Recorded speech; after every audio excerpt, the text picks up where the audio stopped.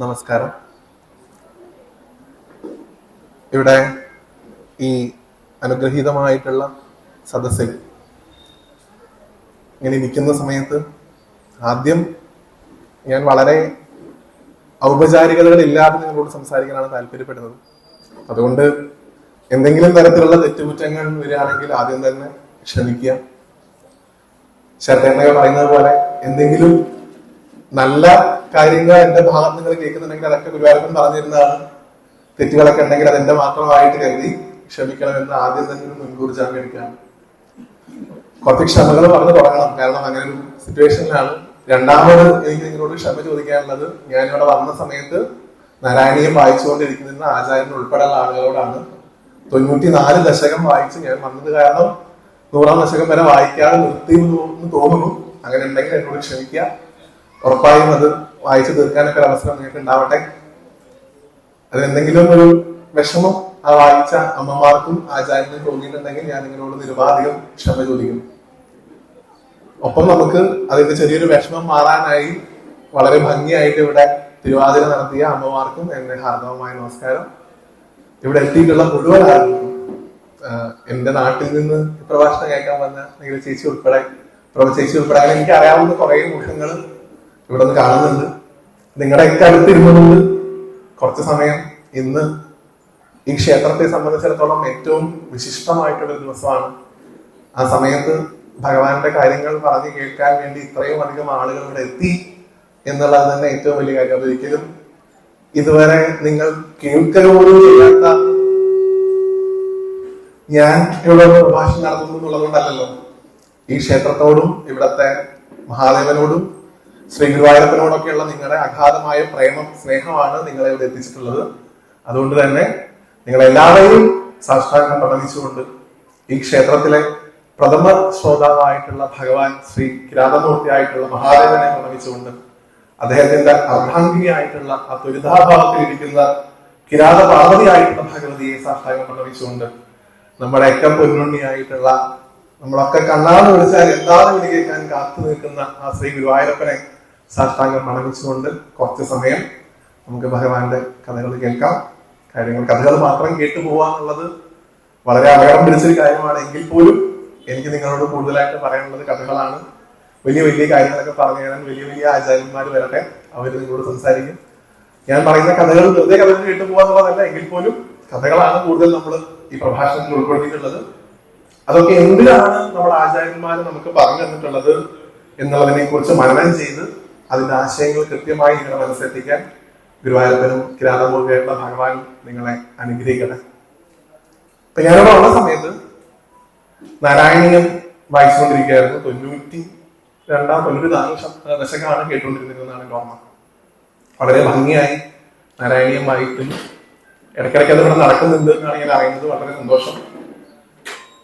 നാരായണീയവുമായി ബന്ധപ്പെട്ട് ഇതിൽ പറഞ്ഞു തുടങ്ങാം എന്നാണ് കരുതുന്നത്. നമുക്കൊക്കെ അറിയാം, ഗുരുവായൂർ അമ്പലത്തിൽ, നിങ്ങൾക്ക് അറിയാവുന്നതാണ്, ഞാൻ പറഞ്ഞു തരേണ്ട കാര്യമൊന്നുമില്ല.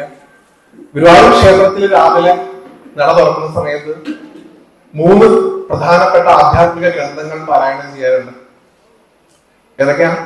1 നാരായണീയം, 2 ജ്ഞാനപ്പാന, 3 ഹരിനാമ കീർത്തനം. 3ഉം കേട്ടുകൊണ്ടാണ് ഗുരുവായൂരപ്പന്റെ ഒരു ദിവസം തുടങ്ങുന്നത്. അതിൽ ഏറ്റവും പ്രധാനപ്പെട്ട ഒന്നാണ് നാരായണീയം എന്ന് പറയുന്ന ഗ്രന്ഥം.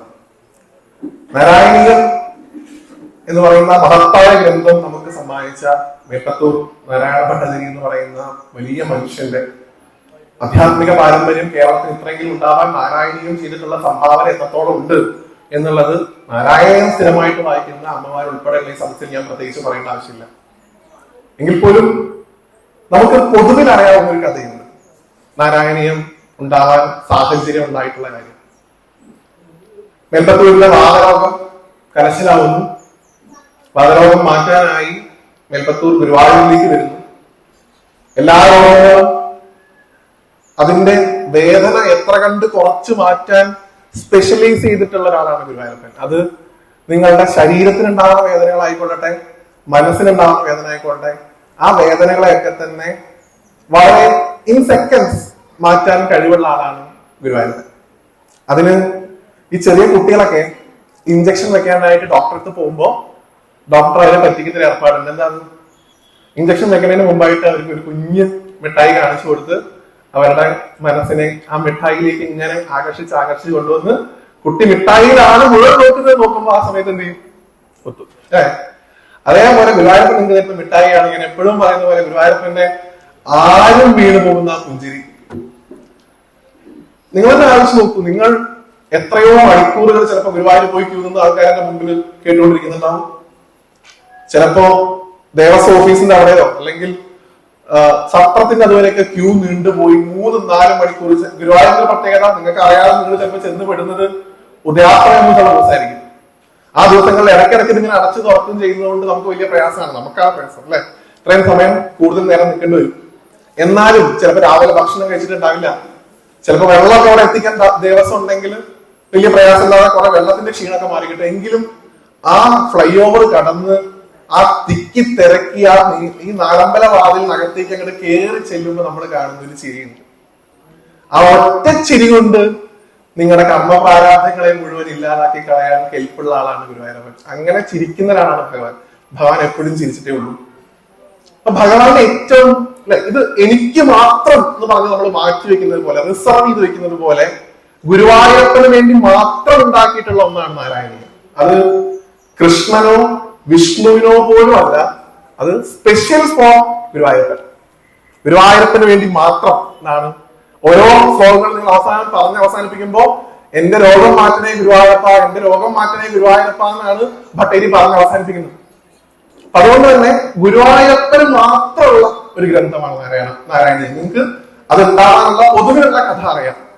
ഞാൻ ഈ പറയുന്ന കഥ അറിയാവുന്നവരെങ്കിലും ശ്രദ്ധിക്കുക. ഞാൻ എല്ലാ പ്രഭാഷണത്തിലും പറയുന്നത് പോലെ എങ്കിലും ഈ കഥ നിങ്ങളൊന്ന് കേട്ടിട്ട് നമുക്ക് ഈ വിഷയത്തിലേക്ക് പോവാം. ആദ്യം കഥ പറഞ്ഞു തുടങ്ങാമെന്നാണ് കരുതുന്നത്. ഗുരുവായൂരപ്പൻ ഗുരുവായൂരിലേക്ക് വരാനുണ്ടായ കാരണത്തെ കുറിച്ച് നമ്മൾ ഉറപ്പായിട്ട് ഈ പ്രഭാഷണത്തിൽ പറയുന്നുണ്ട്. ഞാൻ ഈ പ്രഭാഷണത്തിൽ ഏറ്റവും കൂടുതൽ സംസാരിക്കാൻ ഉദ്ദേശിക്കുന്നത്, ഞാൻ ഈ പ്രഭാഷണത്തിന്റെ വിഷയം എന്താണ്, ഞാൻ ഇങ്ങോട്ട് വരുന്ന സമയത്ത് കുറെ പേരോട് ചോദിച്ചപ്പോ, സോഷ്യൽ മീഡിയയിലൊക്കെ ആളുകളൊക്കെ ചോദിച്ചപ്പോൾ അവിടെ പറഞ്ഞത് ഗുരുവായൂരപ്പനെ കുറിച്ച് പറയണം. പക്ഷെ ഞാൻ ഇരിക്കുന്നത് മഹാദേവന്റെ മണ്ണിലാണ്. ഭഗവാൻ പരമേശ്വരന്റെ മണ്ണിൽ ഇരുന്നുകൊണ്ടാണ് ഞാൻ ഗുരുവായൂരപ്പനെ കുറിച്ച് സംസാരിക്കുന്നത്. അതുകൊണ്ട് തന്നെ ഈ പ്രഭാഷണത്തിന്റെ വിഷയമായിട്ട് അവരോട് കൊടുത്തത് മഹാദേവന്റെ പ്രിയപ്പെട്ട പൊന്നു ഗുരുവായൂരപ്പനാണ്. അപ്പൊ ഇവരെ രണ്ടുപേരെയും കുറിച്ച് ഇവരെങ്ങനെ ബന്ധപ്പെട്ടിരിക്കുന്നു, കേരളത്തിന്റെ പാരമ്പര്യം അനുസരിച്ച് ശിവനും വിഷ്ണുവും എത്രത്തോളം പ്രാധാന്യം അറിയിക്കുന്ന ദേവതകളാണ്, അല്ലെങ്കിൽ ശിവനും വിഷ്ണുവും പ്രതിനിധാനം ചെയ്യുന്ന ആശയങ്ങൾ എന്തൊക്കെയാണ് എന്നുള്ളതിനെ കുറിച്ചാണ് നമ്മൾ ഈ ഒരു പ്രഭാഷണത്തിൽ കുറച്ച് സമയം സംസാരിക്കാൻ പോകുന്നത്. അതിലേക്ക് വരുന്നതിന് മുമ്പ് നാരായണീയത്തിന്റെ കഥ പറഞ്ഞ് മുന്നോട്ട് പോകാമെന്നാണ് കരുതുന്നത്. ഗുരുവായൂരപ്പൻ ഗുരുവായൂരിലേക്ക് വരുന്നതിന് മുമ്പ് ഗുരുവായൂർ താമസാക്കിയ ഒരാൾ ഇപ്പോഴും ഗുരുവായൂരുണ്ട്. ആരാന്നറിയുമത്? ആരാ? ഭഗവാൻ ഗുരുവായൂരിലേക്ക് വരുന്നതിന് മുമ്പേ അവിടെ ഉള്ള ഒരാളാണ്. നിങ്ങള് ഗുരുവായൂരപ്പനെ തൊഴുത്, ഗണപതിയെ തൊഴുത്, പുറത്തിറങ്ങി അയ്യപ്പസ്വാമിയെ തൊഴുത് പുറത്തേക്ക് ഇറങ്ങുന്നതിന് മുമ്പായിട്ട് വടക്കേ വാതിൽമാടത്തിൽ പോയി തൊഴുന്ന ഒരാളുണ്ട്. ആരാത്? സാക്ഷാൽ ഇടത്തരികത്താവ് ഭഗവതി. ഇടത്തരികത്തുകാവിലമ്മ എന്ന് പറയും. ഗുരുവായൂരപ്പന്റെ ഉപദേവത എന്നാണ് പൊതുവിൽ ഭഗവതിയെ വിളിക്കാറുള്ളത്. പക്ഷെ അങ്ങനെ കരുതുന്നത് ശരിയല്ല എന്നാണ് എന്റെ എളിയ അഭിപ്രായം. കാരണം ഗുരുവായൂരപ്പൻ വരുന്നതിന് മുമ്പേ അവിടെയുള്ള ആളാണ് ഭഗവതി. ഗുരുവായൂരപ്പൻ ഇരിക്കുന്നത് അമ്മയുടെ മണ്ണിലാണ്. നമ്മളിപ്പോ എങ്ങനെയാണോ മഹാദേവന്റെ മണ്ണിൽ ഇരുന്നുകൊണ്ട് ഗുരുവായൂരപ്പന്റെ കഥ എന്ന് പറയുന്നത്, അതുപോലെ ഭഗവതിയുടെ മണ്ണിലാണ് ഗുരുവായൂരപ്പൻ ഇരിക്കുന്നത്. അപ്പൊ ആ ഭഗവതി ഗുരുവായൂരപ്പനും ഒരുമിച്ചുള്ള സമയത്ത് കണ്ണൻ, നിങ്ങൾക്കറിയാം ശ്രീലകത്ത് ഭഗവാൻ വളരെ കുറച്ച് സമയം ഇരിക്കാറുള്ളൂ എന്നാണ് പറയാ. നമ്മൾ പോയി ശ്രീലകത്താണ് ഗുരുവായൂരപ്പൻ ഉണ്ട് എന്ന് വിചാരിച്ച് ആ ഒരു വായയിൽ പെട്ടുപോകുന്നത്. ഭഗവാൻ ക്ഷേത്ര കോമ്പൗണ്ടിന്റെ എവിടെ വേണമെങ്കിലും ഉണ്ടാവാമെന്നാണ്. ആചാര്യന്മാരൊക്കെ പറയും, നമ്മൾ പുറത്ത് ചിലപ്പോ അന്നദാനം നടക്കുന്ന സ്ഥലത്ത് ഭഗവാന്റെ സാന്നിധ്യം ഉണ്ടാവാറുണ്ട്. കുട്ടികൾ അരങ്ങേറ്റം നടക്കുന്നിടത്ത് അതിന്റെ ഇടയിൽ ഗുരുവായൂരപ്പന്റെ സാന്നിധ്യം ഉണ്ടാവാറുണ്ട്. അങ്ങനെ ഗുരുവായൂരപ്പൻ ശ്രീലകത്ത് മാത്രം ഒതുങ്ങി കിടക്കുന്ന ഒരാളല്ല. ഭഗവാൻ ഒരിക്കലും ഒരു ഒഴിവ് സമയത്ത് ഭഗവതിയെ കാണാൻ ചെന്നത്രേ. ഇടത്രികത്തുകാവ് ഭഗവതിയെ കാണാനായിട്ട് ഗുരുവായൂരപ്പൻ പോയി. ഒരു കാര്യം കൂടെ പറയാം, ഈ ഇടത്രികത്തുകാവ് ഭഗവതി എന്ന് പറഞ്ഞ് നിങ്ങൾ തൊഴുകുന്ന വന്ദിക്കുന്ന മൂർത്തി ആരാണ്? സോഷ്യൽ മീഡിയയിലും നമ്മുടെ ഇന്നുണ്ടാവുന്ന വലിയ തരത്തിലുള്ള പ്രചാരണങ്ങളിലും കുറെ പേര് പറയാറുണ്ട്. എനിക്ക് വളരെ വിഷമം തോന്നുന്നതാണ് അങ്ങനെയുള്ള കാര്യങ്ങൾ കേൾക്കുമ്പോൾ. ഇടത്രികത്താവിരിക്കുന്നത് യശോധയാണ് എന്നുള്ളൊരു സങ്കല്പത്തിൽ കുറെ ആൾക്കാർ പറയുന്നത് കേട്ടിട്ടുണ്ട്. വളരെ വിഷമം തോന്നുന്ന കാര്യമാണ്. ഇനി അതിനെ കവച്ചു വെക്കുന്ന ഒരു കാര്യമാണ്, ഇടത്രികത്താവ് പോയി നമ്മൾ തൊഴുന്നത് രാധയാണ് എന്ന് പറയുന്ന ഒരു സങ്കല്പം. ഇവർ രണ്ടുപേരും അല്ല എന്നുള്ളത് ദയവായി എന്നെ കേൾക്കുന്ന ആളുകൾ മനസ്സിലാക്കുക. നിങ്ങൾ അവിടെ പോയി തൊഴുകുന്നത് അഗ്നി ഭക്ഷിക്കുന്ന ഭഗവതിയായിട്ടുള്ള ഭദ്രകാളിയാണ്. ഭദ്രകാളിയല്ല, മഹാകാളിയാണ്. ഗുരുവായൂരപ്പന്റെ സഹോദരി സ്ഥാനത്തുള്ള ദേവതയാണ് ഇടത്തിരികത്താവ് ഭഗവതി. ഈ അടുത്തെങ്കിൽ ഒന്നും കഴിഞ്ഞ ആഴ്ച പോലും ഒരു ദിവസത്തെ ഗുരുവായൂരപ്പന്റെ ഉച്ചപൂജ അലങ്കാരം ഭഗവതിയും ഗുരുവായൂരപ്പനും കൂടെ ഒരുമിച്ച് നിൽക്കുന്ന രൂപത്തിലായിരുന്നു. നിങ്ങൾ വളരെ ഭാഗ്യം ചെയ്ത ആൾക്കാരാണ്.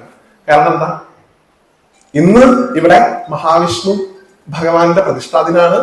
ഇന്നലെ ഗുരുവായൂരപ്പൻ ശ്രീലകത്ത് സാക്ഷാൽ ശ്രീ മഹാവിഷ്ണു സ്വരൂപത്തിലാണ് ഭഗവാന്റെ ഉച്ചപൂജ അലങ്കാരം ഉണ്ടായിട്ടുള്ളത്. ആ ഒരു അലങ്കാരം കഴിഞ്ഞ് പുതിയൊരു അലങ്കാരം വന്നിട്ടില്ല. ഇപ്പോഴും നമ്മൾ ആ ഒരു അലങ്കാരത്തിന്റെ ബേസിൽ തന്നെയാണ് ഇരിക്കുന്നത്.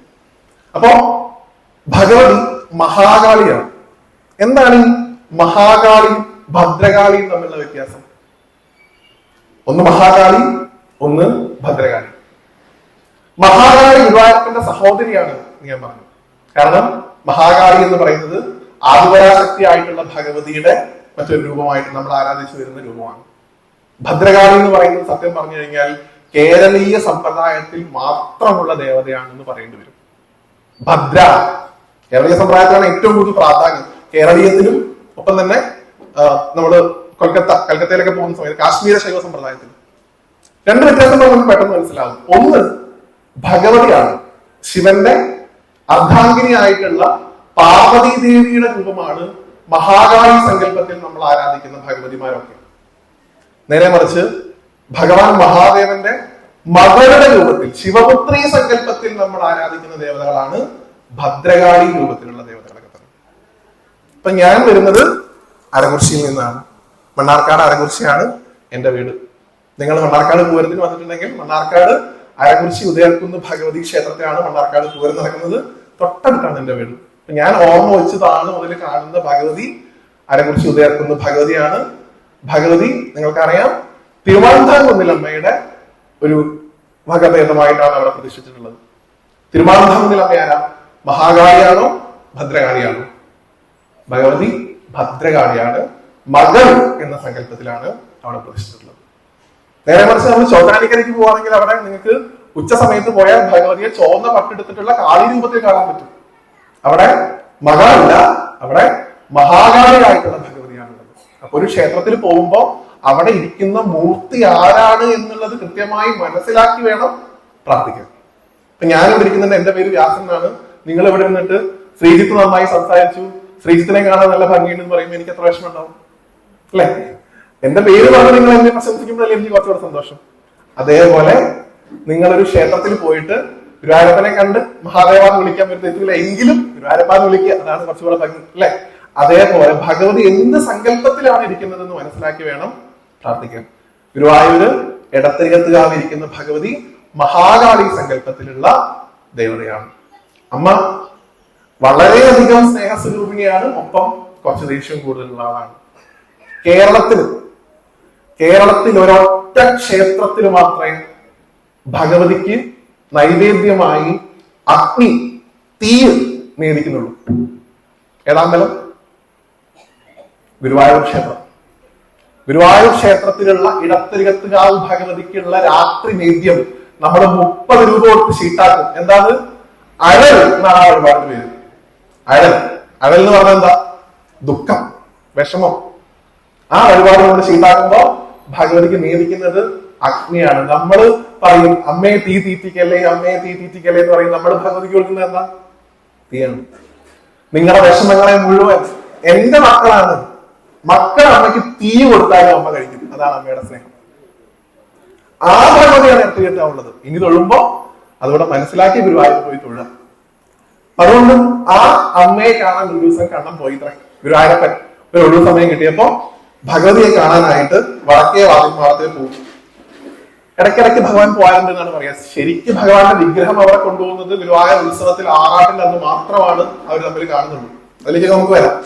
അപ്പൊ ഗുരുവായൂർ ഒരു ദിവസം അമ്മയെ കാണാനായി അവിടെ പോയപ്പോ പുറത്ത് ഒരാചാര്യൻ നിന്ന് പ്രാർത്ഥിക്കാതെ, ഇപ്പോഴൊന്നും കേട്ടോ, ഒരുപാട് പണ്ട് ഗുരുവായൂർ ക്ഷേത്രത്തിൽ ഇത്രയൊന്നും തിരക്കില്ലാത്തൊരു സമയത്ത് ഒരാചാര്യൻ ഇടത്തിരികത്താവ് ഭഗവതിയെ നിന്ന് പ്രാർത്ഥിക്കുന്നത് ഗുരുവായൂരപ്പൻ കേട്ടു. അപ്പൊ അദ്ദേഹം വളരെ മനോഹരമായിട്ടുള്ള ഒരു കീർത്തനം പാടിയിട്ടാണ് അത്രയും ഭഗവതിയെ പ്രാർത്ഥിക്കുന്നത്. ഗുരുവായൂരപ്പൻ ആ കീർത്തനത്തിൽ ഇങ്ങനെ അലിഞ്ഞു ചേർന്നു എന്നാണ് പറയുന്നത്. ഗുരുവായൂരപ്പൻ ആ കീർത്തനം ഭയങ്കര ഇഷ്ടമായി. അദ്ദേഹം അത് പാടി മുഴുമിപ്പിക്കട്ടെ എന്ന് പോലും ഭഗവാൻ പ്രാർത്ഥിച്ചു എന്ന് പറയുന്നത്. അത്ര കണ്ട് ഇഷ്ടമായി ആ പാട്ട്. അദ്ദേഹം പ്രാർത്ഥന കഴിഞ്ഞ് ഭഗവതിയിൽ നിന്ന് അനുഗ്രഹമൊക്കെ വാങ്ങി അദ്ദേഹം തിരിച്ച് അങ്ങോട്ട് പോയ സമയത്ത് ഭഗവാൻ അമ്മയോട് ചോദിച്ചത്രേ, എനിക്ക് ഈ പാട്ട് ഭയങ്കര ഇഷ്ടമായി, ഇത് ഏതാണ് ഈ പാട്ട് എന്ന് ചോദിച്ചത്. അപ്പൊ അമ്മ പറഞ്ഞു, ഇത് ഏറ്റവും പ്രശസ്തമായിട്ടുള്ള സൗന്ദര്യ ലഹരി എന്ന് പറയുന്ന കീർത്തനമാണ്. ഭഗവതിയുടെ ഏറ്റവും പ്രശസ്തമായിട്ടുള്ള ഒരു കീർത്തനമാണ് സൗന്ദര്യ ലഹരി. നിങ്ങൾക്ക് അറിയാവുന്നതാണ്. ശങ്കരാചാര്യർ ഉൾപ്പെടെയുള്ള ആളുകൾ അദ്ദേഹം എഴുതിയിട്ടുള്ള ഒരു കൃതിയാണ് സൗന്ദര്യ ലഹരി. ആ സൗന്ദര്യ ലഹരിയിലെ കീർത്തനങ്ങൾ പാടിയിട്ടാണ് അത്ര ആചാര്യൻ ഭഗവതിയെ കീർത്തിച്ചത്. അപ്പൊ ഭഗവാന് ഭയങ്കര ചെറിയൊരു എന്താ പറയുക, ഒരു ചെറിയ വിഷം. എനിക്ക് ഇങ്ങനെ ഒരു പാട്ടില്ലല്ലോ, ഞാൻ എപ്പോഴും കേൾക്കുന്ന പാട്ടുകൾ സാധാരണ കേൾക്കുന്ന പാട്ടുകളാണ്, എനിക്ക് മാത്രമായിട്ട് ഇങ്ങനെ ഒരു പാട്ട് വേണമെന്ന് അമ്മയോട് ഭഗവാൻ പറഞ്ഞത്രേ. അപ്പോ അമ്മ ഗുരുവായൂരപ്പനോട് പറഞ്ഞൊരു കാര്യം അത്രേ, ഒരിക്കൽ മേൽപ്പത്തൂർ നാരായണ ഭട്ടതിരി എന്ന് പറയുന്ന ഒരു ആചാര്യൻ ഇവിടെ വരും, അദ്ദേഹത്തിന് വാതരോഗം ഉണ്ടാവും, ആ വാതരോഗം നീ മാറ്റിക്കൊടുത്താൽ നിനക്ക് നല്ലൊരു പാട്ട് അദ്ദേഹം എഴുതിത്തരും. അങ്ങനെ നാരായണീയം എഴുതാനുണ്ടായ ഒരു കഥ കൂടെ പറഞ്ഞു കേട്ടിട്ടുണ്ട്. അപ്പൊ അങ്ങനെ നാരായണീയ പ്രിയനായിട്ടുള്ള ഗുരുവായൂരപ്പന്റെ പ്രതിഷ്ഠാദിനത്തിൽ ഇവിടെ മുതുകുറിശി ശ്രീ കിരാതമൂർത്തി മഹാവിഷ്ണു ക്ഷേത്രത്തിൽ ഇരുന്ന് നമ്മളിങ്ങനെ സംസാരിച്ചുകൊണ്ടിരിക്കുകയാണ്. നാരായണീയത്തിന്റെ കഥയിലേക്ക് ഞാൻ പറഞ്ഞു. ഞാൻ ഈ ക്ഷേത്രമായിട്ട് ഏറ്റവും കൂടുതൽ ബന്ധപ്പെട്ട് കിടക്കുന്നത്, ഞാനിവിടെ ഒരുപാട് വർഷങ്ങൾക്ക് മുമ്പ് വന്നാണ് കഥകളി കാണാൻ വേണ്ടി ശിവരാത്രി സമയങ്ങളിൽ ഇവിടെ വരാറുണ്ട്. കിരാതം ഉൾപ്പെടെയുള്ള കഥകൾ ഇവിടെ ഒരുപാട് സമയത്ത് കേൾക്കാനും കാണാനുള്ള ഭാഗ്യം എനിക്ക് ഇവർ രണ്ടുപേരും കനിഞ്ഞ് അനുഗ്രഹിച്ച് തന്നിട്ടുണ്ട്. അപ്പോ ഈ ഒരു ക്ഷേത്രത്തിൽ നിൽക്കുമ്പോൾ ഞാൻ നേരത്തെ സൂചിപ്പിച്ചതുപോലെ ആ ഒരു ഫോണൊന്ന് ഈ പ്രഭാഷണത്തിൽ നമ്മൾ കൂടുതലായിട്ട് സംസാരിക്കുന്നത് മഹാദേവന്റെയും ശ്രീ ഭഗവാൻ ഗുരുവായൂരപ്പന്റെയും ബന്ധത്തെ കുറിച്ചാണ്. ഈ ക്ഷേത്രം ഞാൻ പറയട്ടെ, ഞാൻ നിങ്ങളോടൊരു സ്റ്റേറ്റ്മെന്റ്, ഒരു കാര്യം പറഞ്ഞാൽ നിങ്ങൾ നിഷേധിക്കുമല്ലോ എന്ന് എനിക്കറിയണം. ഈ ക്ഷേത്രം ഉണ്ടാവാൻ ഗുരുവായൂരപ്പൻ കാരണമാണെന്ന് പറഞ്ഞാൽ നിങ്ങൾ അനുകൂലിക്കുമോ പ്രതികൂലിക്കുമോ?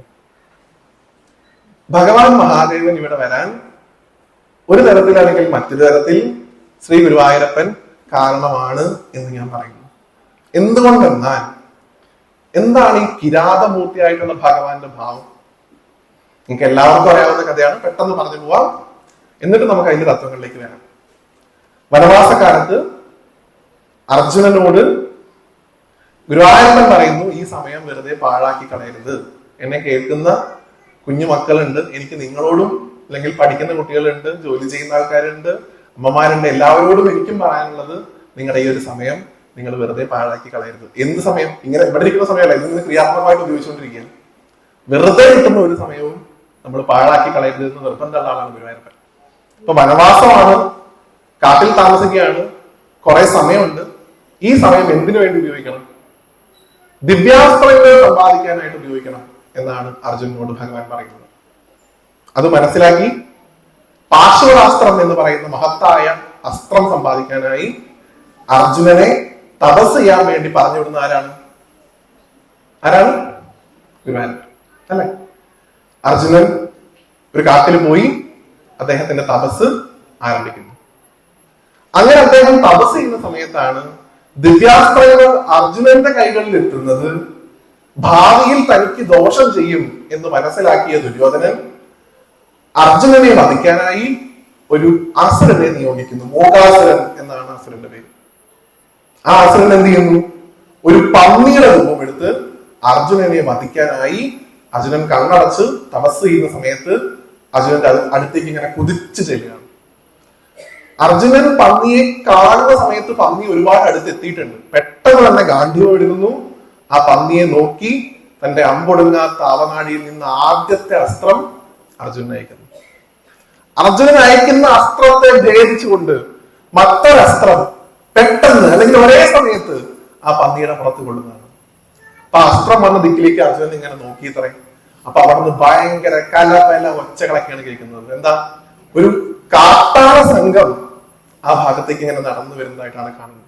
അപ്പോ കുറെ കുട്ടിക്കാട്ടാളന്മാരെ കണ്ടു, കുറച്ച് വയസ്സായ കാട്ടാളന്മാരെ കണ്ടു, ഒരു വലിയൊരു മനുഷ്യൻ, നല്ല ഒത്ത ഒരു കാട്ടാളൻ നല്ല ഇപ്പോഴത്തെ കുട്ടികളുടെ പറയുകയാണെങ്കിൽ ഭാഷയിൽ പറയുകയാണെങ്കിൽ നല്ല ബോഡിയൊക്കെ ബിൽഡ് ചെയ്തിട്ടുള്ള ഒത്ത ഒരു കാട്ടാളൻ ആ കാട്ടിൽ നിന്ന് ഇങ്ങനെ ഇറങ്ങി വരുന്നതാണ് അത്ര അദ്ദേഹം കണ്ടത്. ഭയങ്കര തേജസ് ഉള്ള ഒരു കാട്ടാളൻ.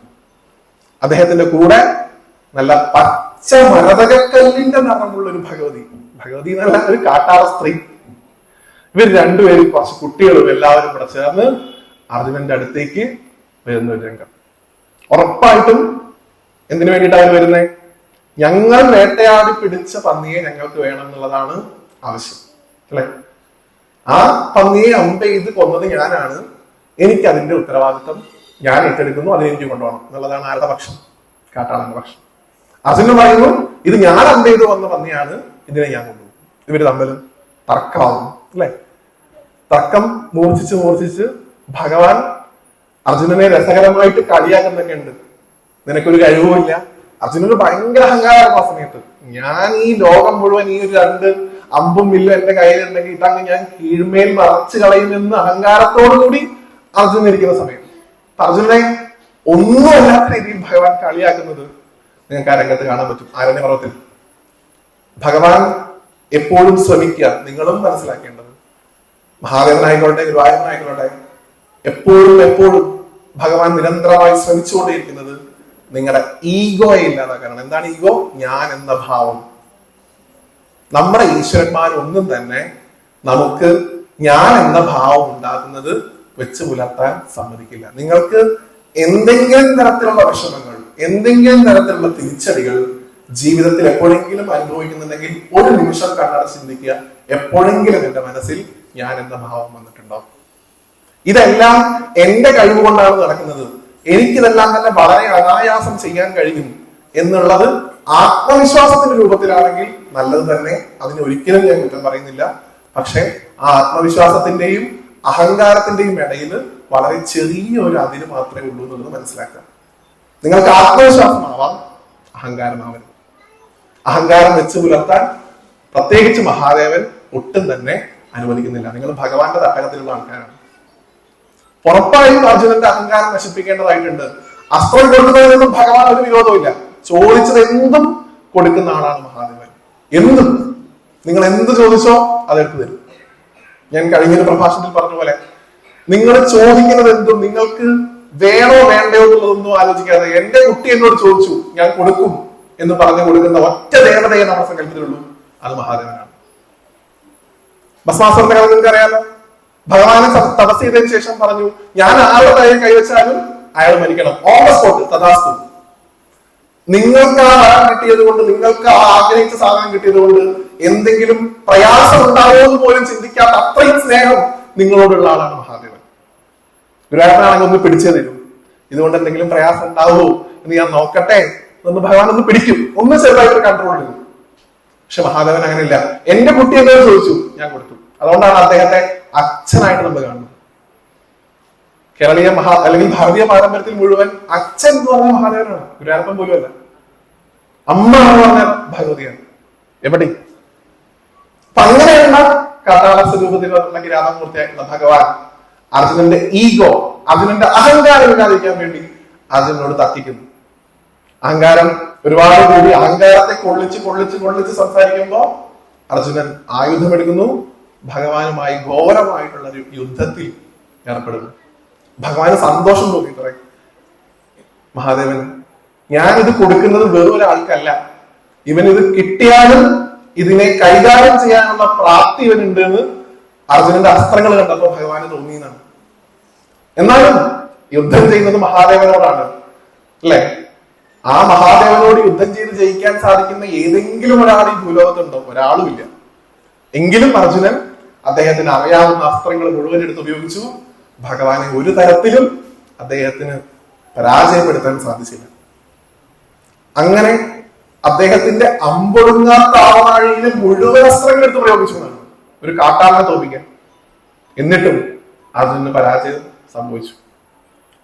ഇത്രയായപ്പോ അർജുനന്റെ കൺട്രോൾ പോയി. നമ്മളും അങ്ങനെയല്ലേ, കുറെ ശ്രമിച്ചിട്ട് ഒരു സാധനം നടക്കുന്നേ ഇല്ലാന്ന് കണ്ടു കഴിഞ്ഞാൽ പിന്നെ നമ്മുടെ ബുദ്ധിക്ക് അപ്പുറത്ത് നിന്ന് ചിന്തിച്ചാണ് ഓരോ കാര്യങ്ങൾ ചെയ്യുക. ഇത്രയും കഴിഞ്ഞു, അമ്പം കഴിഞ്ഞു, എന്ത് ചെയ്യണമെന്ന് അറിയാതിരിക്കുന്ന സമയം എന്താണ് ഭഗവാൻ അവിടെ നിന്ന് ഇങ്ങനെ ചിരിച്ചുകൊണ്ടിരിക്കാത്ര. ഒരാൾ തോറ്റിട്ട് നിൽക്കുമ്പോ അയാളുടെ മുഖത്ത് നോക്കി ഇങ്ങനെ ചിരിച്ചുകൊണ്ടിരുന്ന നമുക്ക് ദേഷ്യം വരില്ലേ? സ്വാഭാവികമായിട്ട് ദേഷ്യം വരും. അർജുനന് എന്താ ചെയ്യേണ്ടതെന്ന് മനസ്സിലാവട്ടെ. ഗാന്ധീവ് മാത്രമേ ഒരു വഴിക്ക് കയ്യിൽ കിട്ടിയത്. ആ ഗാന്ധീവത്തിന്റെ തണ്ടുകൊണ്ട് ഭഗവാന്റെ തലക്കടിച്ചു കൊടുത്ത അർജുനൻ. ഒരൊറ്റ അടി.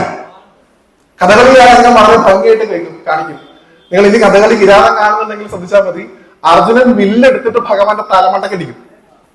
അപ്പൊ ഒരാള് മാത്രം ഇങ്ങനെ കൈകൊട്ടിച്ചിരിക്കുന്നത് കഥകളിയിൽ നിങ്ങൾക്ക് കാണാൻ സാധിക്കും. ആരാത്? അമ്മ പാർവതി ദേവി അവിടെ നിന്ന് കൈകൊട്ടുന്നത് കാണാൻ. എന്താ? അടി കിട്ടിയത് തലയ്ക്കാണ്. തലയിൽ ആരുണ്ട്? ഗംഗയുണ്ട് അല്ലെ? ഇവർക്ക് രണ്ടെണ്ണം കൊടുക്കണമെന്ന് ഞാൻ കുറെ നാളായി വിചാരിക്കുന്നു. അപ്പൊ ഇക്കണക്കിന് ഇപ്പോഴാണെന്ന് പറഞ്ഞു. എന്റെ കുട്ടിയാണ് എനിക്ക് വേണ്ടി ഉപകാരം ചെയ്യുന്നത്. ഇവനെ മനസ്സ് പറഞ്ഞ് അനുഗ്രഹിച്ചു ഇത്ര ഭഗവതി. നന്നായി വരുന്നു. കഥകളിലെ രംഗം ഫണ്ണി ആയിട്ട് കാണിക്കാറുണ്ട്. യഥാർത്ഥത്തിൽ അങ്ങനെ നല്ല കേട്ടോ. ഭഗവതിക്ക് അങ്ങനത്തെ കോംപ്ലക്സ് ഒന്നുമില്ല. അപ്പൊ ആ അട്ടി കിട്ടിയപ്പോ ഭഗവാൻ ഒന്ന് ശരീരം ഒരുപാട് വേദനിച്ച ഭഗവാനാണെന്നുള്ള ബോധമൊക്കെ ഭഗവാനും പോയി. അർജുനൻ ചുഴറ്റൊരേറൊരു ഇത്രയും ഭഗവാൻ ഒരു കാട്ടിൽ അവിടെ നിന്ന് എന്തിലോ തടയടിച്ച അർജുനന്റെ ബോധം പോയി. പിന്നീട് എണീറ്റ് നോക്കിയപ്പോ കാട്ടാളും കാട്ടാള സ്ത്രീ കുട്ടികളൊക്കെ അർജുനന്റെ ചുറ്റും നിന്ന് ഇവിടെ നേരത്തെ അമ്മമാര് കാണിച്ച ചുറ്റും ഇങ്ങനെ കൈകുട്ടി കളിക്കുന്ന അത്രയും കണ്ടത് അർജുനന് ഭയങ്കരമായിട്ടുള്ള പരാജയം സംഭവിക്കുന്നു. ഭഗവാൻ അവിടെ നിന്ന് ഇങ്ങനെ ചിരിച്ചുകൊണ്ടിരിക്കുന്ന സമയത്ത് അർജുനൻ പറഞ്ഞു, ഞാൻ എന്റെ മഹാദേവനോട് പറഞ്ഞു കൊടുക്കും, എന്റെ മഹാദേവൻ നിന്നെ വന്ന് തോൽപ്പിക്കും, ഞാൻ എന്റെ മഹാദേവനെ വിളിക്കാൻ പോവാണെന്ന് പറഞ്ഞ് അവിടെ ഭൂമിയിൽ ഇരുന്ന് ആ ഭൂമിയിലെ മണ്ണുകൊണ്ട് ഒരു ശിവലിംഗം ഉണ്ടാക്കി തരാം. ആ ശിവലിംഗത്തിലേക്ക് അർച്ചിക്കാനായി കാട്ടിൽ ചെന്ന് കാട്ടുപൂക്കളൊക്കെ പറിച്ചുകൊണ്ടുവന്ന് ചമ്രം പടിഞ്ഞിരുന്ന് ഭഗവാനെ നന്നായി ധ്യാനിച്ച് ആ ഓരോ പൂക്കളും വളരെ ഭക്തിയോടുകൂടി, കാരണം എന്താ, ഇപ്പൊ ഭക്തി വന്നു, അടി കിട്ടിയപ്പോ വേദന കിട്ടിയപ്പോ ഭക്തി വന്നു, തിരിച്ചറിവ് വന്നു, ഈഗോ പോയി. ഇപ്പൊ അർപ്പിക്കുന്ന പുഷ്പങ്ങൾ കൃത്യമായി ഭഗവാന്റെ കാൽക്കീഴിൽ വന്ന് വീഴുന്നത് അർജുനൻ കാണുന്നു. ഭഗവാൻ ശിവലിംഗത്തിലേക്ക് അർജുനന് അർപ്പിക്കുന്ന ഓരോ പൂക്കൾ കാട്ടാളന്റെ തലയിൽ മാലയായും പൂവായും ഒക്കെ വന്ന് വീഴുന്നതാണ് അർജുനൻ കാണുന്നത്. അപ്പോഴാണ് മുമ്പിൽ വന്ന് നിൽക്കുന്നത് സാക്ഷാൽ ശ്രീ മഹാദേവനാണ് എന്ന തിരിച്ചറിവ് അർജുനൻ ഉണ്ടാവുന്നത്. ഭഗവാന്റെ കാലിൽ കടന്ന് കെട്ടിപ്പിടിച്ച് കരഞ്ഞു അത്ര അർജുനൻ. അയ്യോ, എന്നെ കൊണ്ട് ഇത് ചെയ്യിച്ചല്ലോ, അങ്ങനെ തലക്ക് ഞാൻ അടിച്ചു, അങ്ങേക്ക് നേരെ ഞാൻ അസ്ത്രം പ്രയോഗിച്ചു, എന്നെ കൊണ്ട് ഈ അപരാധം ചെയ്യിച്ചത് എന്തിനാണ് ഭഗവാനെ എന്നാണ് അത്ര അർജുനൻ ചോദിച്ചത്. അത്രയും സ്നേഹമായിരുന്നു ഭഗവാൻ അർജുനോട്. അപ്പോഴാണ് മനസ്സ് നിറഞ്ഞ് പാശുപതാസ്ത്രം എന്ന് പറയുന്ന അസ്ത്രം, അതൊരു അസ്ത്രമല്ല, അതൊരു ശ്വാസക്രിയയാണ്. എന്താണ് ഈ പശുപതി എന്നാണ് വിളിക്കാറ് ഭഗവാനെ. പശു എന്ന് പറഞ്ഞാൽ എന്താ, നമ്മുടെ നാട്ടിലത്തെ പശുവല്ല, സകല ജന്തുജാലങ്ങളെയും പ്രകൃതിയെയും മുഴുവനുമാണ് പശു എന്ന് പറയുന്ന ശബ്ദം കൊണ്ട് അർത്ഥമാക്കുന്നത്. അതിനൊക്കെ പതിയായിരിക്കുന്നവൻ അവനാണ് പശുപതി. ലോകത്തിലെ മുഴുവൻ ജീവജാലങ്ങൾക്കും ഈ പ്രകൃതിക്കും, ഈ പ്രകൃതിക്ക് അപ്പോൾ എന്തെങ്കിലും ഉണ്ടെങ്കിൽ അതിനെല്ലാം പതിയായിരിക്കുന്നവനാരോ അവനാണ് പശുപതി. ആ പാശുപതം എന്ന് പറയുന്ന മഹത്തായിട്ടുള്ള അസ്ത്രം അർജുനന് ഭഗവാൻ കൊടുക്കുന്നു. അപ്പൊ ആലോചിച്ച് നോക്കും, ഞാൻ തുടങ്ങിയത് എവിടുന്ന്? സാക്ഷാൽ ശ്രീ ഗുരുവായൂരപ്പൻ അർജുനനോട് പാശുപതം എന്ന് പറയുന്ന അസ്ത്രം സമ്പാദിക്കാനായി മഹാദേവനെ തപസ് ചെയ്യാൻ വേണ്ടി പറഞ്ഞു വിട്ടു. അങ്ങനെ പറഞ്ഞു വിട്ടത് കൊണ്ടാണ് ഭഗവാൻ ഒരു കാട്ടാള വേഷത്തിൽ അർജുനന്റെ മുമ്പിൽ പ്രത്യക്ഷനായത്. അപ്പൊ കിരാതമൂർത്തിയായിട്ടുള്ള ഭഗവാന്റെ സ്വരൂപം ഉണ്ടാവാൻ കാരണക്കാരനായിട്ടുള്ളതാണ് സാക്ഷാൽ ഗുരുവായൂരപ്പൻ അല്ലെ. അങ്ങനെയാണ് ഭഗവാൻ ഇവിടെ വരാൻ കാരണം ഗുരുവായൂരപ്പനാണ്. ആ ഗുരുവായൂരപ്പന്റെ പ്രതിഷ്ഠാപനാണ്. അതുകൊണ്ട് ഭഗവാൻ എത്ര കണ്ട് സന്തോഷിക്കുന്നുണ്ടാവും നിങ്ങൾ ആലോചിച്ചു. ഇനി ഒരു കുഞ്ഞു കഥ പറയാം, നിങ്ങൾക്ക് അറിയാവുന്നതായിരിക്കും, എങ്കിലും ഓർമ്മിപ്പിക്കേണ്ടത് എന്റെ ചുമതലയാണ്. കിരാതമൂർത്തിയായിട്ടുള്ള ഭഗവാൻ ഇവിടെ ഉണ്ട്, പാർവതി ദേവിയുടെ പ്രതിഷ്ഠയെന്ന് ഞാൻ മനസ്സിലാക്കുന്നു. ആ പാർവതിയെ നമ്മൾ വിളിക്കുക കിരാത പാർവതി എന്നാണ്, കാട്ടാള സ്ത്രീ ആയിട്ടുള്ള പാർവതി. തലയിൽ ഭഗവതി മയിൽപ്പീലി കൊണ്ടാണ് അത്ര തലയൊക്കെ അലങ്കരിച്ചിട്ടുണ്ടായിരുന്നത്. കുന്നിക്കുരുവിന്റെ മാലകൾ അത്ര ചാർത്തിയിട്ടുണ്ടായിരുന്നത്. കാട്ടാള സ്ത്രീയാണ്. ഈ ലാടന്മാരൊക്കെ കണ്ടിട്ടില്ലേ, അവരുടെയൊക്കെ ഒരു വേഷമല്ലേ അതുപോലെ. അങ്ങനെ മയിൽപ്പീലി കൊണ്ടുള്ള കേശാലങ്കാരം ധരിച്ചുകൊണ്ട് കുന്നിക്കുരുവിന്റെ മാല ചാർത്തിക്കൊണ്ട് ഉള്ള ഭഗവതിയുടെ പച്ച മരതകക്കല്ലിന്റെ നിറമുള്ള രൂപം. കഥകളിയിൽ പോലും ആ സമയത്ത് കാട്ടാള സ്ത്രീയുടെ ചുട്ടി നിങ്ങൾക്ക് നോക്കിയറിയാം, പച്ച കളറിലാണ്, ഇളം പച്ച കളർ. അങ്ങനെയുള്ള ഭഗവതി, ആ കിരാത പാർവതിയുടെ ഏറ്റവും പ്രധാനപ്പെട്ട ഒരു ക്ഷേത്രം നമുക്ക് വലിയ ദൂരമില്ലാതെ ഉണ്ട്. ഇവിടെ ഉണ്ട്, ഇവിടെ ഇല്ല എന്നല്ല ഞാൻ പറഞ്ഞത്. പക്ഷെ വളരെ പ്രശസ്തമായിട്ടുള്ള ഒരു കിരാത പാർവതി ക്ഷേത്രം ഇവിടെ നിന്ന് വലിയ ദൂരമല്ലാതെ ഉണ്ട്.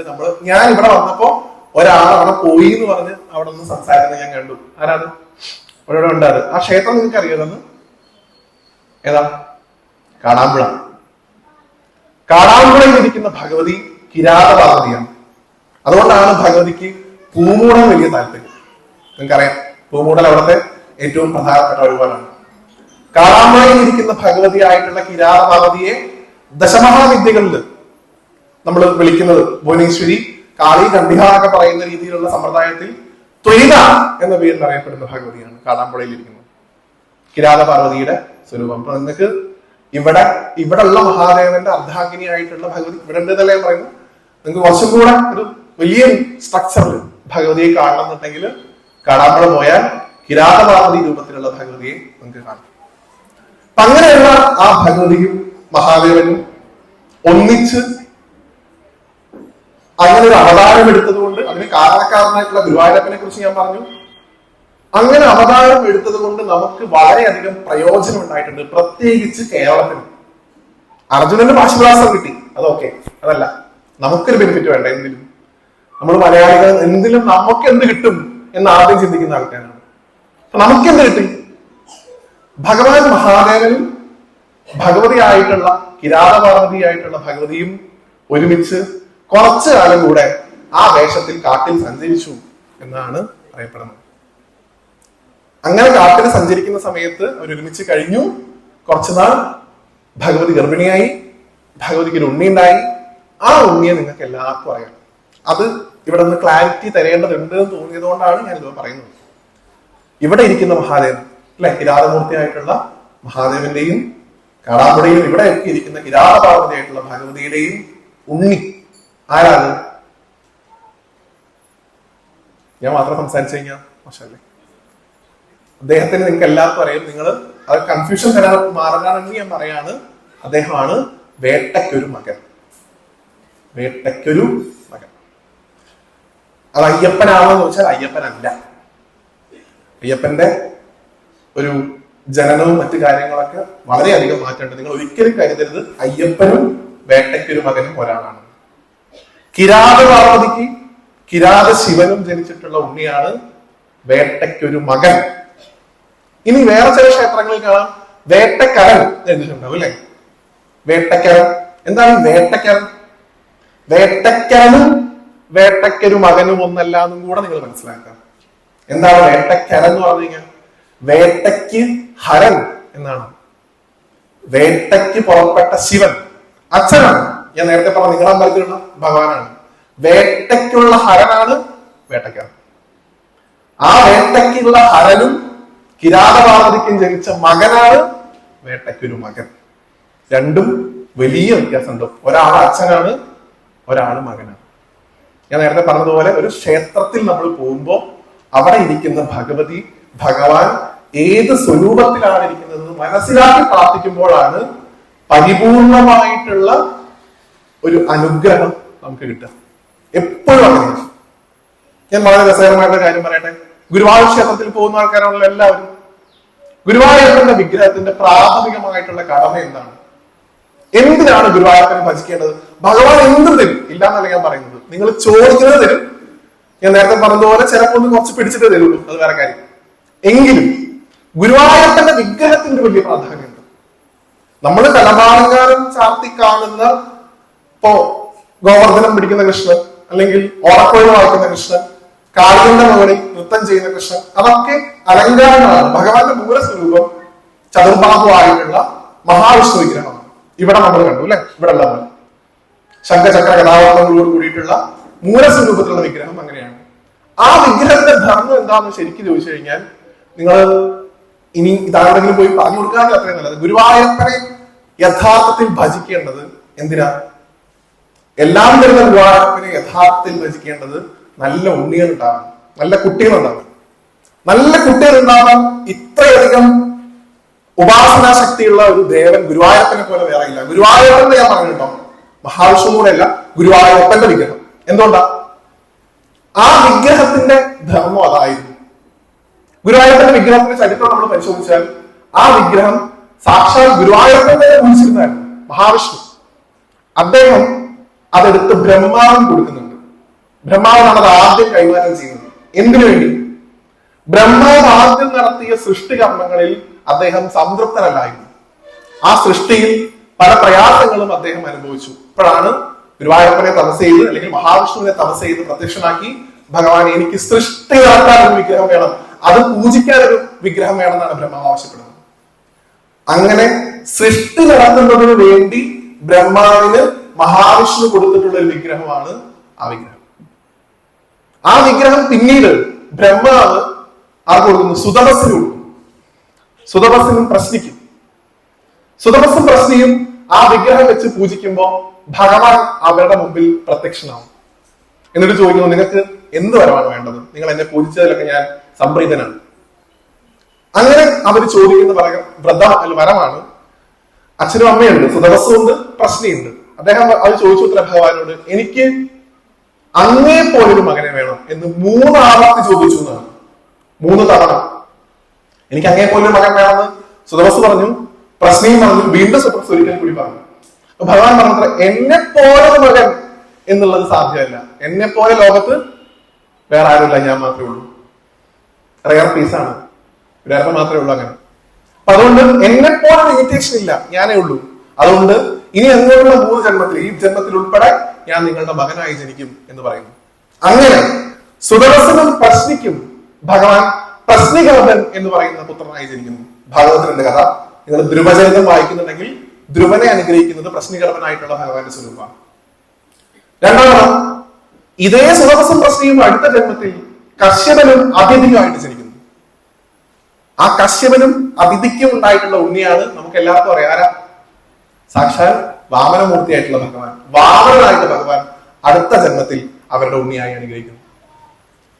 ഇതേ കശ്യപനും അതിഥിയും, അതായത് പൂർവ്വജന്മത്തിലെ സുതപസ്സും പ്രശ്നിയും 3ാമത്തെ ജന്മത്തിൽ ആരായിട്ട് ജനിക്കുന്നു?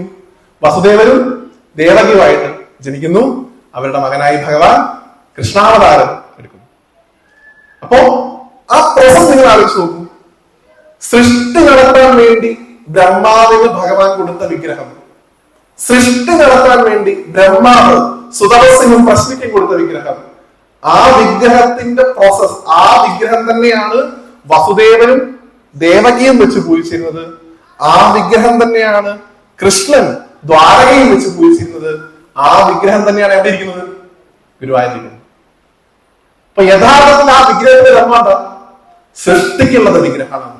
ഭഗവാൻ സ്ഥിതിയുടെ ദേവനാണ് അല്ലെ മഹാവിഷ്ണു. നമ്മൾ ത്രിമൂർത്തികളെ പറയുമ്പോൾ ബ്രഹ്മാവ് സൃഷ്ടി, വിഷ്ണു സ്ഥിതി, മഹാദേവൻ സംഹാരം. പക്ഷെ ഇവിടെ നിങ്ങൾ നോക്കും, ഗുരുവായൂരപ്പന്റെ പ്രത്യേകതയാണ് നിങ്ങൾക്ക് നല്ല ഉണ്ണി ഉണ്ടാകാനും ആ ഉണ്ടായ ഉണ്ണികൾക്ക് സമ്പൽ സമൃദ്ധിയും സകല ഐശ്വര്യങ്ങൾ ഉണ്ടാവാനും സൃഷ്ടിയും സ്ഥിതിയും ഒരുപോലെ ചെയ്യുന്ന ദേവനാണ് ഗുരുവായൂരപ്പൻ. അതിനാണ് ഗുരുവായൂരപ്പന്റെ വിഗ്രഹത്തെ നിങ്ങൾ ഏറ്റവും കൂടുതൽ ഭജിക്കേണ്ടത്. നിങ്ങൾക്ക് ആർക്കെങ്കിലും ഇതുവരെ വിവാഹം കഴിഞ്ഞ് ഒരുപാട് നാളുകളായി ഒരുപാട് ചികിത്സ നടത്തി ഉണ്ണികൾ ഉണ്ടാകാനുള്ള പ്രയാസം ഉണ്ടെങ്കിൽ 7 ദിവസം ഗുരുവായൂരപ്പനെ പോയി ഒന്ന് ഭജിക്കാൻ പറയാം.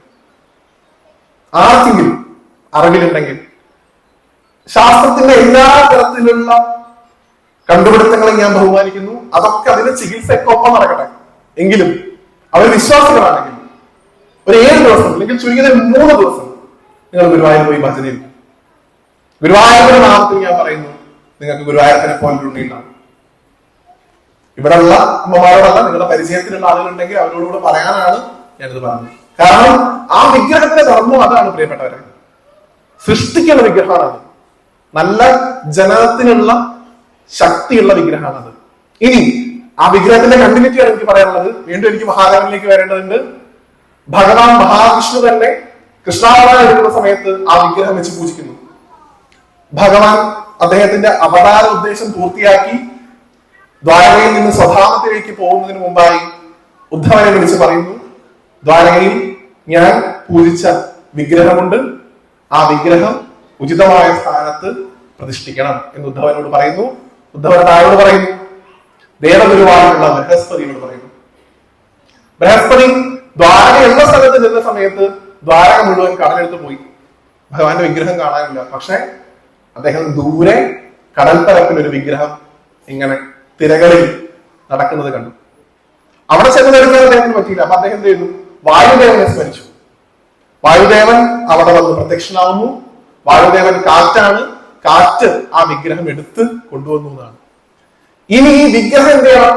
ഉചിതമായ ഒരു സ്ഥലത്ത് പ്രതിഷ്ഠിക്കണം. അതാണ് ഇതിൽ ഏറ്റവും വലിയ പ്രശ്നം.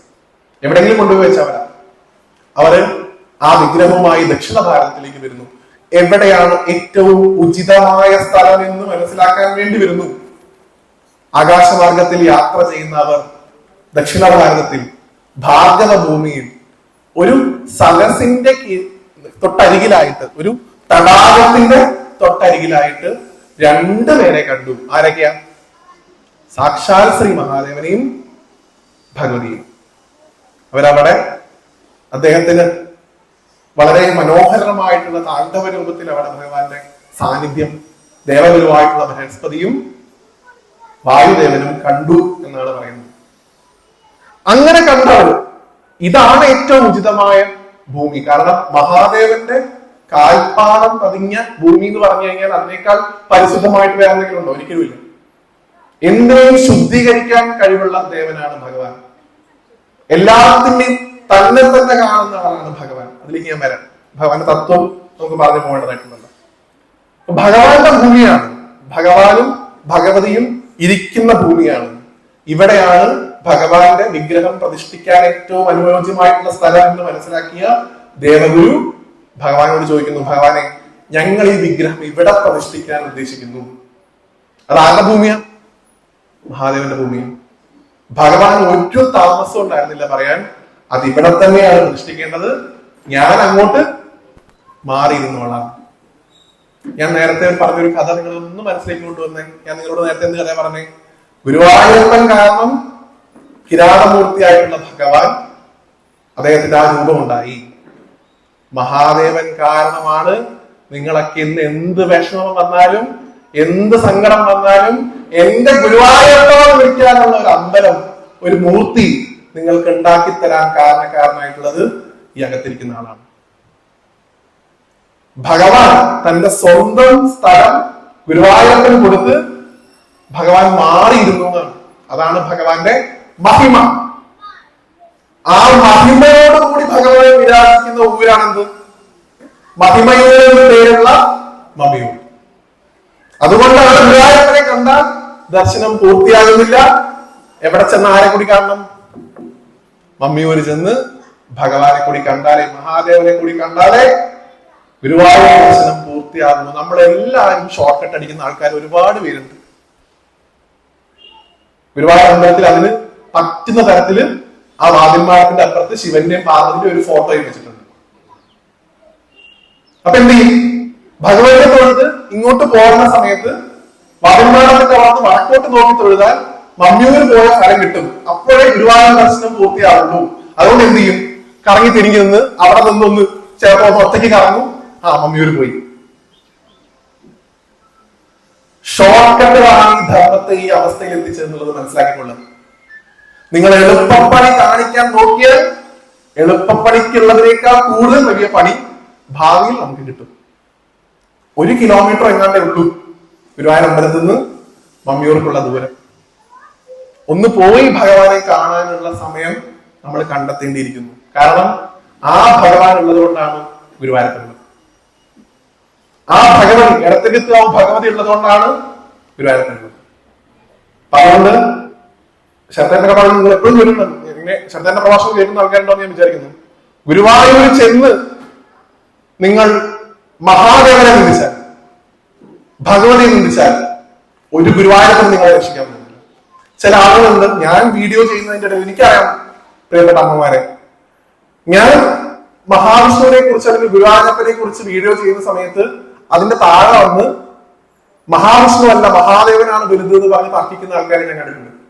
നേരെ മറിച്ച് മഹാദേവന്റെ വീഡിയോ ചെയ്യുന്ന സമയത്ത് മഹാവിഷ്ണുവാണ് ഏറ്റവും അൾട്ടിമേറ്റ് പവർ, ഭഗവാനേക്കാൾ കൂടുതലായിട്ട് വലിയ ആളില്ല, ഭഗവാനാണ് ഏറ്റവും വലുത് എന്ന് വിചാരിക്കുന്ന ആൾക്കാരുണ്ട്. ഈ ഭേദഭാവമാണ് ഭഗവാനെ ഏറ്റവും കൂടുതൽ വിഷമിപ്പിക്കുന്നത്. ലോകം കണ്ടിട്ടുള്ളതിൽ വെച്ച് ഏറ്റവും വലിയ വിഷ്ണു ഭക്തനാണ് മഹാദേവൻ. ലോകം കണ്ടിട്ടുള്ളതിൽ വെച്ചിട്ട് ഏറ്റവും വലിയ വൈഷ്ണവനാണ് മഹാദേവൻ. ലോകം കണ്ടിട്ടുള്ളതിൽ വെച്ച് ഏറ്റവും വലിയ ശൈവനാണ് ഗുരുവായൂരപ്പൻ. ഒരു പാട്ടുണ്ട്, നിങ്ങൾ കേട്ടാണ് മിക്കവാറും, ഞാൻ പല സ്ഥലങ്ങളിലും പറയാറുണ്ട്. കൊല്ലൻ ഭസ്മ രുദ്രാക്ഷ ധരിസിത പരമ വൈഷ്ണവനു നീനെ ഗരുഡ ഗമന നമ്മ പുരന്തര വിട്ടലന പ്രാണപ്രിയനു നീനെ എന്നാണ് ആ പാട്ട്. എല്ലാരും കേട്ടാണ് ആ പാട്ട്. എന്താണ്?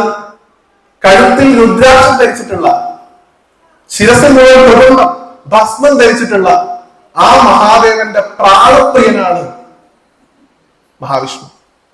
ഗരുഡന്റെ പുറത്ത് സഞ്ചരിക്കുന്ന വിട്ടലനായിട്ടുള്ള മഹാവിഷ്ണുവിന്റെ അന്തരാത്മാവാണ് മഹാദേവൻ. അവർക്ക് തമ്മിൽ ഭേദഭാവമില്ല. എത്ര കണ്ട് ശിവനെയും വിഷ്ണുവിനെയും മാറി മാറി സ്നേഹിക്കുന്ന ആൾക്കാരുണ്ടെന്ന് പറഞ്ഞാലും അവർ തമ്മിൽ യാതൊരു തരത്തിലുള്ള ഭേദഭാവമില്ല എന്ന് ഇനിയെങ്കിലും മനസ്സിലാക്കുക. അപ്പോ ഗുരുവായൂരപ്പൻ കാരണം ഇവിടെ ഒരു കിരാതമൂർത്തിയെ നമുക്ക് കിട്ടി.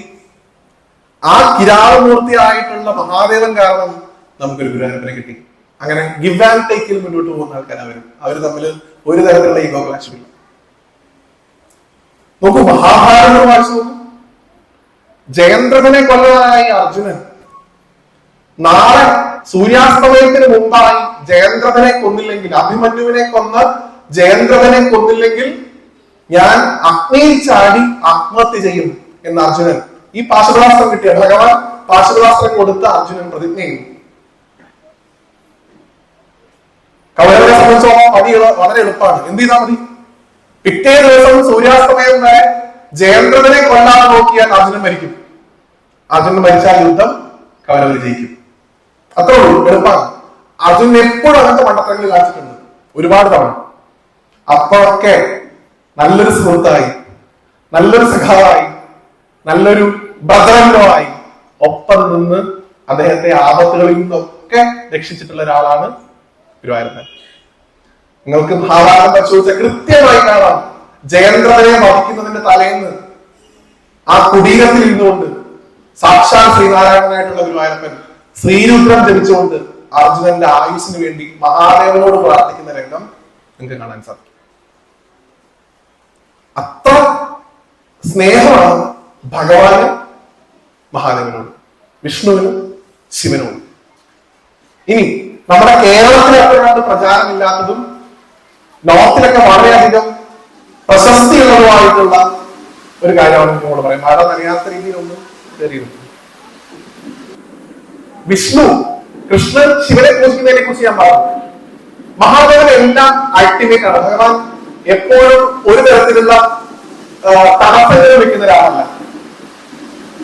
ഭഗവാൻ മഹാദേവൻ ഒരിക്കലും കൈലാസത്തിൽ ഇരുന്ന് ഭൂമിയിലേക്ക് നോക്കിയപ്പോൾ ഒരു കാഴ്ച കണ്ടത് കൃഷ്ണാവതാരം ഭഗവാന്റെ സംഭവിച്ച സമയമാണ് പറയുന്നത്. വൃന്ദാവനത്തിന് ഗോപികമാർക്ക് ഭയങ്കരമായിട്ടുള്ള സന്തോഷം. അവരെപ്പോഴും ആനന്ദത്തിൽ ഇങ്ങനെ ആറാടിരിക്കുന്ന ആൾക്കാരെ ഭഗവാൻ കാണുന്നത്. എല്ലാ സമയവും സന്തോഷം, എപ്പോഴും സന്തോഷം. അപ്പോ ഈ ഗോപികളുടെ സന്തോഷത്തിന്റെ രഹസ്യം, ഇവർക്ക് മാത്രം സന്തോഷിച്ചാൽ പോരാ, എനിക്കും കൂടെ ഈ ആനന്ദത്തിന്റെ ഒരു ഭാഗം വേണം എന്ന് മഹാദേവൻ നിശ്ചയിക്കുകയും ഭഗവാൻ ഒരു ഗോപികയുടെ വസ്ത്രം, ഒരു ഗോപികയുടെ വേഷം ധരിച്ചുകൊണ്ട് രാസക്രീഡയിൽ പങ്കെടുക്കുന്ന ഒരു കഥ നോക്കിൽ പറഞ്ഞേക്കാനുണ്ട്. നിങ്ങൾ ഇപ്പോഴും വൃന്ദാവനത്തിൽ പോവുകയാണെങ്കിൽ അവിടെ ഒരു ശിവന്റെ അമ്പലമുണ്ട്. നമ്മുടെ കിരാതമൂർത്തിയായിട്ട് ഉയർച്ചയുള്ള ഇതേ ഭഗവാന്റെ ഒരു ക്ഷേത്രം നോർത്തില്, യുപിയില്, വൃന്ദാവനത്തിൽ നിങ്ങൾക്ക് കാണാൻ പറ്റും. ആ അമ്പലത്തിന്റെ പേര് ഗോപികേശ്വർ മഹാദേവ് എന്നാണ്. ഗോപികേശ്വർ മഹാദേവ് വ്രജ് മന്ദിർ എന്നാണ് അതിന്റെ മുഴുവൻ പേര്. എന്താ പറഞ്ഞ പ്രതിഷ്ഠ? ഗോപി വേഷത്തിലുള്ള മഹാദേവൻ. എന്തിനാണ് ഭഗവാൻ? ഭഗവാൻ കൃഷ്ണന്റെ കൂടെ എനിക്ക് കുറച്ച് സമീകരിക്കണം. ഈ ഗോപിമാർക്ക് എന്തെന്നില്ലാത്ത സന്തോഷം കിട്ടുന്നു. ഇവർക്ക് എവിടെ നിന്നാണ് ഇത്രയും സന്തോഷം? എനിക്കും ആ സന്തോഷത്തിന്റെ ഒരു ഭാഗം വേണം എന്ന് പറഞ്ഞ് ഭഗവാൻ ഗോപിയുടെ വേഷം ധരിച്ച് കണ്ണനെ കാണാൻ വന്നിട്ടുണ്ട്. അത്ര കണ്ട് പരസ്പരം സ്നേഹിക്കുന്ന ആൾക്കാരാണ് ഇവര്. ഇവരെപ്പോഴെങ്കിലും ഏറ്റുമുട്ടിയിട്ടുണ്ടോ? എന്തെങ്കിലും തരത്തിലുള്ള പ്രയാസങ്ങൾ ഇവർക്ക് തമ്മിൽ ഉണ്ടായിട്ടുണ്ടോ എന്ന് വെച്ചാൽ ലോകത്തിന്റെ നന്മയ്ക്കായി പല സമയത്തും അത് വേണ്ടി വന്നിട്ടുണ്ട്. ഇവിടെ നേരത്തെ നാരായണീയം വായിച്ചു.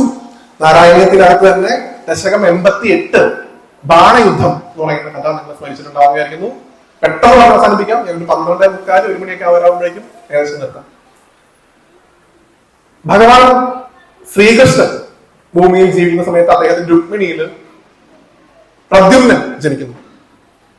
പ്രദ്യുമ്നന്റെ മകനായി അനിരുദ്ധൻ എന്ന് പറയുന്ന ഒരു കുമാരൻ ജനിക്കുന്നു. വളരെ ഭംഗിയാണ് അദ്ദേഹത്തെ കാണാൻ, നല്ല സൗന്ദര്യമുള്ള ആളാണ്.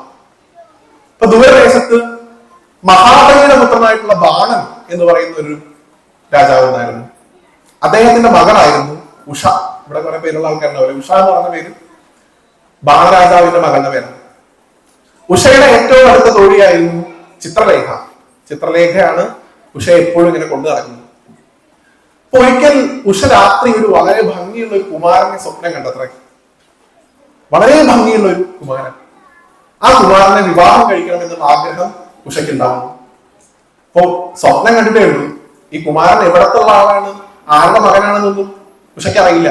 അപ്പൊ ഈ കണ്ട ആളുടെ വിവരങ്ങള്, വർണ്ണന ചിത്രലേഖയ്ക്ക് ഉഷ പറഞ്ഞു കൊടുക്കുന്നു. കഥകളിയിൽ ഈ ഭാഗം വളരെ ഭംഗിയായിട്ട് കാണിക്കുന്നത് കാണാം. ഉഷ ചിത്രലേഖ സംവാദം. അപ്പോ ഇത് കേട്ട ചിത്രലേഖ തന്റെ ചിത്രം വരയ്ക്കാനുള്ള കഴിവുകൊണ്ട് ലോകത്തുള്ള പല പല രാജാക്കന്മാരുടെ ചിത്രം, ഇപ്പം ആണെങ്കിൽ മൊബൈൽ ഫോണിൽ വാട്സാപ്പിൽ എടുത്തിട്ട് ഇങ്ങനെ ഇയാളാണോ ഇയാളാണോ ഇയാളാണോ എന്ന് ചോദിച്ചാൽ മതി. അങ്ങനെ പറ്റില്ലല്ലോ. അന്ന് ചിത്രം വരച്ച് ഓരോ മുഖങ്ങളും എടുത്ത് ഇങ്ങനെ കാണിക്കത്രേ. അപ്പൊ ദ്വാരകയിലെ രാജാവായിട്ടുള്ള അല്ലെങ്കിൽ ദ്വാരകാധീശനായിട്ടുള്ള കൃഷ്ണന്റെ ചിത്രം എടുത്ത് കാണിച്ചു തുടങ്ങി. അപ്പൊ ഏതാണ്ട് ഇതുപോലെയൊക്കെ തന്നെയാണ് എന്ന് പറഞ്ഞു. അത് കഴിഞ്ഞ് അദ്ദേഹത്തിന്റെ മകനായിട്ടുള്ള പ്രദ്യുമ്നന്റെ ചിത്രം എടുത്ത് കാണിച്ചു. ഇയാളെ പോലെ ഉണ്ട്, കുറച്ചും കൂടെ ഒക്കെ സാമ്യമുണ്ട് എന്ന് പറഞ്ഞു. അവസാനം അനിരുദ്ധ കുമാരന്റെ ഫോട്ടോനെ എടുത്ത് കാണിച്ചു കൊടുത്തപ്പോ ഇയാളെ തന്നെയാണ് ഞാൻ സ്വപ്നത്തിൽ കണ്ടതെന്ന് പറഞ്ഞു. ഓൺ ദ സ്പോട്ട് ചിത്രലേഖ ദ്വാരകയിലേക്ക്, അവര് ഭയങ്കര യോഗ ശക്തിയൊക്കെയുള്ള സ്ത്രീയായിരുന്നാണ് പറയുന്നത്. രാത്രിക്ക് രാത്രി ദ്വാരകയിലെ കിടപ്പുമുറിയിൽ നിന്ന് അനിരുദ്ധനെ ബാണന്റെ കൊട്ടാരത്തിലേക്ക് ചിത്രലേഖ മാറ്റി. ഇത് ബാണൻ അറിഞ്ഞു. അനിരുദ്ധനായിട്ടുള്ള ഭഗവാന്റെ പേരക്കുട്ടിയെ പിടിച്ചിട്ട് ജയിലിലിട്ടു. ഇതറിഞ്ഞ ഭഗവാൻ കൃഷ്ണൻ ബാണനെതിരെ യുദ്ധം ചെയ്യാനായി ദ്വാരകയിൽ നിന്ന് ബാണന്റെ കൊട്ടാരമുള്ള രാജധാനിയിലേക്ക് പുറപ്പെടുന്നു. അവിടെയാണ് ട്വിസ്റ്റ്. ഈ ബാണൻ ഒരു വരം കിട്ടിയിട്ടുണ്ട്. എന്താണ്? ബാണൻ 1000 കൈകളുള്ള മനുഷ്യനായിരുന്നു. ഈ 1000 കൈകൾ കൊണ്ട് എല്ലാ ദിവസവും അദ്ദേഹം ഗംഗയുടെ തീരത്ത് പോയി 1000 ശിവലിംഗങ്ങൾ ഉണ്ടാക്കും. ആ 1000 ശിവലിംഗങ്ങളിലും 1000 കൈകൾ കൊണ്ട് അദ്ദേഹം അർച്ചന ചെയ്യും. പൂജ കഴിഞ്ഞാൽ ആ ശിവലിംഗങ്ങൾ മുഴുവൻ ഗംഗയിലേക്ക് ഉപേക്ഷിക്കും. പിറ്റേ ദിവസം വീണ്ടും 1000 എണ്ണം വീണ്ടും ഉണ്ടാക്കും. അങ്ങനെ ബാണൻ ഉപേക്ഷിച്ചിട്ടുള്ള ശിവലിംഗങ്ങളെയാണ് നമ്മൾ ബാണലിംഗങ്ങൾ എന്ന് വിളിക്കുക. പല സ്ഥലങ്ങളിലും ബാണലിംഗത്തിന്റെ പ്രതിഷ്ഠ ഉണ്ടാവാറുണ്ട്. ഞാൻ നേരത്തെ പറഞ്ഞ കഥയിൽ അർജുനൻ ഭൂമി കൊണ്ടുണ്ടാക്കിയിട്ടുള്ള ശിവലിംഗം, കിരാതന്റെ അടി കിട്ടി വേദന കൊണ്ട് കരഞ്ഞുകൊണ്ട് അർജുനൻ മണ്ണ് വളച്ചിട്ടാണ് ശിവലിംഗം ഉണ്ടാക്കുന്നത്. അതിനെ പൃഥ്വിലിംഗം എന്നാണ് വിളിക്കുക. ഭൂമി കൊണ്ട് ഉണ്ടാക്കിയിട്ടുള്ള ലിംഗം, അല്ലെങ്കിൽ പൃഥയുടെ പുത്രനായിട്ടുള്ള പാർത്ഥൻ ഉണ്ടാക്കിയിട്ടുള്ള പാർത്ഥിവ ലിംഗങ്ങൾ എന്ന് അതിനെ പറയാറുണ്ട്. ഞാൻ സൂചിപ്പിച്ചു. അപ്പൊ ഭഗവാൻ യുദ്ധം ചെയ്യാനായി ബാണൻ എടുത്തേക്ക് വരുന്നു. ബാണൻ പരമശിവഭക്തനാണ്. ഭഗവാൻ പ്രത്യക്ഷനായി ബാണന് വരം കൊടുത്തിട്ടുണ്ട്. നീ വിളിക്കുമ്പോ ഞാൻ വന്ന് യുദ്ധം ചെയ്തോളാം. ഇത്രയും നേരം ഞാൻ അവരുടെ സ്നേഹത്തിന്റെ കഥകൾ മാത്രമാണ് പറഞ്ഞേ. ഈ ഒരു നിമിഷത്തിൽ മാത്രം യുദ്ധം ചെയ്യാൻ വരുന്ന ആരാ? സാക്ഷാൽ ആദിനാരായണ സ്വരൂപനായിട്ടുള്ള കൃഷ്ണൻ. ബാണന്റെ ആയുധം കൈകൊണ്ടും ശ്രീകൃഷ്ണ പരമാത്മാവിനെ തടുത്തു നിർത്താൻ സാധിക്കില്ല എന്ന് മനസ്സിലാക്കിയ ബാണൻ ഓൺ ദ സ്പോട്ട് ആരെ വിളിച്ചു?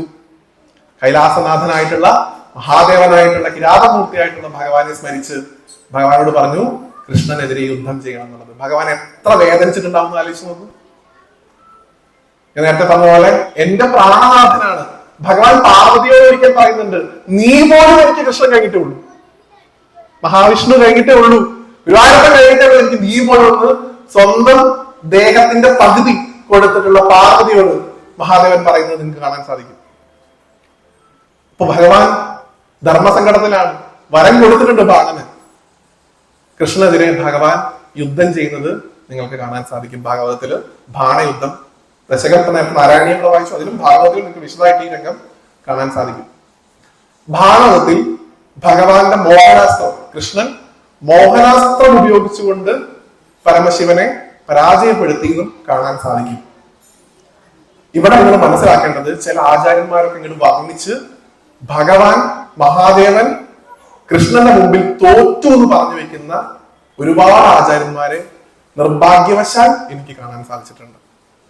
ഒരിക്കലും മഹാദേവനും മഹാവിഷ്ണുവും തമ്മിലുള്ള യുദ്ധങ്ങളിൽ ജയപരാജയങ്ങളില്ല. പക്ഷെ ഭാഗവതത്തിൽ പറയുന്നു മോഹനാസ്ത്രം എയ്ത് കൃഷ്ണൻ പരമശിവനെ മോഹാലസ്യപ്പെടുത്തി. എന്താണ് ഈ മോഹനാസ്ത്രം? ഇത് ഭഗവാൻ ഈ മഹാദേവനെ മോഹാലസ്യപ്പെടുത്തി എന്ന് പറയാൻ കാരണം നമുക്കൊക്കെ ഏറ്റവും പരിചിതമായിട്ടുള്ള കഥയുണ്ട്. എന്താണ്? ഭഗവാന്റെ മോഹിനിയുടെ അവതാരം അല്ലെ? ആ മോഹിനിയെ കണ്ടിട്ടാണ് പരമശിവന് അയ്യപ്പസ്വാമിയുടെ ജന്മത്തിലേക്കൊക്കെ ഉൾപ്പെടെയുള്ള കഥകൾ നിങ്ങൾക്ക് എല്ലാവർക്കും അറിയാവുന്നതാണ്. ആ മായയിലേക്ക്, വിഷ്ണുവിന്റെ മായയിൽ കുറച്ച് സമയത്തേക്ക് മഹാദേവനെ ഭഗവാൻ അകപ്പെടുത്തി എന്ന് മാത്രമേ അതിനർത്ഥമുള്ളൂ. അല്ലാണ്ട് മഹാദേവനെ കൃഷ്ണൻ തോൽപ്പിച്ചു എന്ന് പറഞ്ഞു വെക്കുന്നത് ഭഗവാനോട് ചെയ്യുന്ന നിന്ദയാണ്. ഇതേപോലെ നിങ്ങൾ ദക്ഷയാഗം കഥ വിവരിക്കുന്ന സമയത്ത് ചില ആചാര്യന്മാര് മഹാവിഷ്ണുവിനെ ശിവൻ ചവിട്ടി, ശിവൻ മഹാവിഷ്ണുവിനെ ഓടിച്ചു എന്നൊക്കെ പറഞ്ഞ് ഭഗവാനെ അപമാനിക്കുന്ന രീതിയിൽ കഥ പറയുന്ന ആൾക്കാരുണ്ട്. ഇവരെ രണ്ടുപേരെയും വേറെ വേറെ കാണുന്ന രീതി എപ്പോ നമ്മൾ നിർത്തുന്നോ അപ്പോഴേ നമുക്ക് ഒരു ഉന്നമനം ഈ സംസ്കാരത്തിന് ഉണ്ടാവുള്ളൂ. ഭഗവാന്റെ അവതാരമാണ് പരശുരാമൻ അല്ലെ? ആ പരശുരാമന്റെ ഗുരുവായ മഹാദേവൻ. ആ പരശുരാമന്റെ ഭൂമിയായിട്ടാണ് ഏത് ഭൂമിയെ അറിയപ്പെടുന്നത്? കേരളം, ഭാർഗവ ഭൂമി എന്ന് പറയും അല്ലെ? ഇവിടെ നിന്നുകൊണ്ട് വിഷ്ണുവിനും കൃഷ്ണനും ഭേദഭാവം കാണാൻ നമ്മൾ തീരുമാനിച്ചാൽ ഒന്നും പറയാനില്ല. അപ്പൊ അതുകൊണ്ട് ഇനിയെങ്കിലും ആരെങ്കിലും ഇത്തരത്തിലുള്ള ഭേദഭാവത്തോടു കൂടി നിങ്ങളോട് സംസാരിക്കുകയാണെങ്കിൽ, ചില ഭക്തി പ്രസ്ഥാനക്കാരുണ്ട്, അവർക്ക് വിഷ്ണു മാത്രമാണ് ശരി, ശിവൻ പിശാചാണെന്ന് പറയുന്ന ആൾക്കാരുണ്ട്. ദക്ഷൻ ഭാഗത്തിൽ അങ്ങനെ പറയുന്നു. ആ ദക്ഷൻ എന്താണ് സംഭവിച്ചത് നമുക്കറിയാലോ. ബാണനെ സഹായിക്കാൻ വന്ന പരമശിവനും ദക്ഷനെ സഹായിക്കാൻ വന്ന മഹാവിഷ്ണുവിനും എന്താണ് സംഭവിക്കുന്നത് എന്നുള്ളത് നമ്മുടെ പുരാണ ഇതിഹാസങ്ങൾ തന്നെ നമുക്ക് കാണിച്ചിരുന്നു. അതുകൊണ്ട് യുദ്ധത്തിൽ ഭഗവാൻ ജയിച്ചു, അനിരുദ്ധനെ വീണ്ടെടുത്തു, ഉഷയെ വിവാഹം കഴിച്ചു എന്നൊക്കെ ഭാഗവതം കഥ പറഞ്ഞ് മുന്നോട്ട് പോകും. പക്ഷേ നിങ്ങൾ മനസ്സിലാക്കേണ്ടത്, ഒരിക്കലും ശിവനെയും വിഷ്ണുവിനെയും ഭേദഭാവത്തോടു കൂടി കാണുന്ന ഒരാൾക്കും ഈ സനാതന ധർമ്മം അഭയം തരുന്നില്ല. ഈ ധർമ്മം ഇങ്ങനെ ആവുന്നതിന് മുമ്പ് ഇവിടെ ശൈവരെന്നും വൈഷ്ണവരെന്നും ശാക്തേയരെന്നും ഗാണവത്തിരെന്നും കുമാരനെന്നും എന്ന പേരിലുള്ള പല മതവിഭാഗങ്ങൾ ഉണ്ടായിരുന്നു. അതാണ് ചരിത്രം. പക്ഷെ ഇന്ന് നമ്മൾ ജീവിക്കുന്ന ഈ ഒരു മോഡേൺ സൊസൈറ്റിക്കകത്ത് ഗുരുവായൂർ പോലത്തെ ഒരു ക്ഷേത്രമുള്ള ഈ കേരളത്തില് ഗുരുവായൂരപ്പന്റെ പ്രതിഷ്ഠ അവിടെ ഉണ്ടാവാൻ കാരണക്കാരനായിട്ടുള്ള മഹാദേവൻ ഒരു ഭാഗത്ത് നിൽക്കുമ്പോൾ, നമ്മുടെ നാടകത്തില് കിരാതമൂർത്തിയായിട്ടുള്ള ഭഗവാൻ കാരണക്കാരനായിട്ടുള്ള ഗുരുവായൂരപ്പൻ ഒരു ഭാഗത്ത് നിൽക്കുമ്പോൾ, ഇവരെ ഭേദഭാവമില്ലാതെ കണ്ട് നമ്മുടെ സ്വന്തമായി കണ്ട് നമ്മൾ സ്നേഹിക്കാൻ പഠിക്കുമ്പോൾ മാത്രമേ ഈ ധർമ്മം അഭിവൃദ്ധിപ്പെട്ടുള്ളൂ. അങ്ങനെ വേണം നമുക്ക് മുന്നോട്ട് പോകാൻ. അവിടെ ഒരു തരത്തിലുള്ള ജാതിമത ചിന്തകൾക്ക് പോലും അടിസ്ഥാനമില്ല എന്ന് പറയേണ്ടി വരും. കാരണം മഹാദേവൻ പ്രത്യേകിച്ച് ആർക്ക് മുമ്പിലും സാധിക്കുന്ന ആളാണ്, ഒരു ഭേദഭാവവും ഇല്ലാത്ത ആളാണ്, ഗുരുവായൂരപ്പനുമില്ല. ഭാഗവതത്തിൽ ഒരിക്കൽ നാരദമഹർഷി ചോദിക്കുന്നുണ്ടല്ലോ, നാരദമഹർഷിയോടാണ് ചോദിക്കുന്നത് പരീക്ഷിത്ത്, എപ്പോഴും ഭഗവാൻ ദേവന്മാരുടെ കാര്യങ്ങൾക്ക് വേണ്ടി മാത്രമാണ് മുന്നിട്ടിറങ്ങുന്നത്, ഭഗവാന് പക്ഷാഭേദമുണ്ടോ? ശ്രീനാരായണനായിട്ടുള്ള ഗുരുവായൂരപ്പന് പക്ഷാഭേദമുണ്ടോ? ഭഗവാൻ എപ്പോഴും ദേവന്മാർക്ക് വേണ്ടി അത് ചെയ്തു, ദേവന്മാർക്കായിട്ട് അത് ചെയ്തു, ദേവന്മാർക്ക് വേണ്ടി ആ അവതാരം എടുത്തു, ദേവന്മാരെ രക്ഷിക്കാൻ വേണ്ടി ഇങ്ങനെ ചെയ്തു എന്ന് മാത്രമേ ഞാൻ കേൾക്കുന്നുള്ളൂ. അപ്പൊ ഭഗവാൻ പക്ഷാഭേദം എവിടെയെന്ന് ചോദിക്കുമ്പോ ഒരു കഥ നാരദ മഹർഷി പറഞ്ഞു കൊടുക്കുന്നുണ്ട്. ഏത് കഥ? ഏത് കഥ? സാക്ഷാൽ പ്രഹ്ലാദസ്വാമിയായിട്ടുള്ള പ്രഹ്ലാദകുമാരൻ മുമ്പിൽ നരസിംഹസ്വാമിയായിട്ട് ഭഗവാൻ വന്ന കഥ നാരദ മഹർഷി പറഞ്ഞു കൊടുക്കുന്നു പരീക്ഷത്തിന്. അസുരവംശത്തിൽപ്പെട്ട ഏത് രാജാവിന്റെ? ഹിരണ്യകശിപു എന്ന് പറയുന്ന അത്രകണ്ട് ക്രൂരനായിട്ടുള്ള രാജാവിന്റെ മകനായിട്ടുള്ള പ്രഹ്ലാദസ്വാമിയെ രക്ഷിക്കാൻ വന്നത് ആര് തന്നെയാണ്? ഭഗവാനാണ്. ഭഗവാന് പക്ഷാഭേദമുണ്ടോ? ഗുരുവായൂർ പക്ഷാഭേദമുണ്ടോ? ഒരിക്കലും ഇല്ല. നിങ്ങൾ ഗുരുവായൂർ ക്ഷേത്രത്തില് കമിഴ്ന്ന് കടന്ന് നമസ്കരിക്കുക ഭഗവാനെ. ആ കൊടിമരത്തിന്റെ ചോട്ടില് കമിഴ്ന്ന് കടന്ന് നമസ്കരിച്ച് ഗുരുവായൂരപ്പന്റെ ആ ക്ഷേത്രത്തിന്റെ മുകളിലേക്ക് നോക്കുക. അവിടെ നമുക്ക് ഒരാളെ കാണാൻ പറ്റും. ആരെയാണ്? കൊടിമരത്തിന്റെ മുകളിൽ പോയിട്ട് ഇനി മുതൽ നോക്കണം കേട്ടോ. അവിടെ നമസ്കരിക്കുക, മുകളിലേക്ക് നോക്കുക. നിന്നുകൊണ്ട് നോക്കിയാലും കാണാം, എങ്കിലും കിടന്ന് നമസ്കരിച്ച് നമ്മൾ മുകളിലേക്ക് നോക്കുമ്പോൾ നിങ്ങൾക്ക് ഒരു വളരെ ഭീകരമായിട്ടുള്ള രൂപം കാണാം. അവിടെ ഒരു നരസിംഹസ്വാമിയുടെ ഫോട്ടോ, ശ്രീനിവാസ അയ്യരാൻ രചിക്കപ്പെട്ടിട്ടുള്ള ഒരു നരസിംഹസ്വാമിയുടെ ഫോട്ടോ അതിന്റെ മുകളിൽ വെച്ചിട്ടുണ്ട്.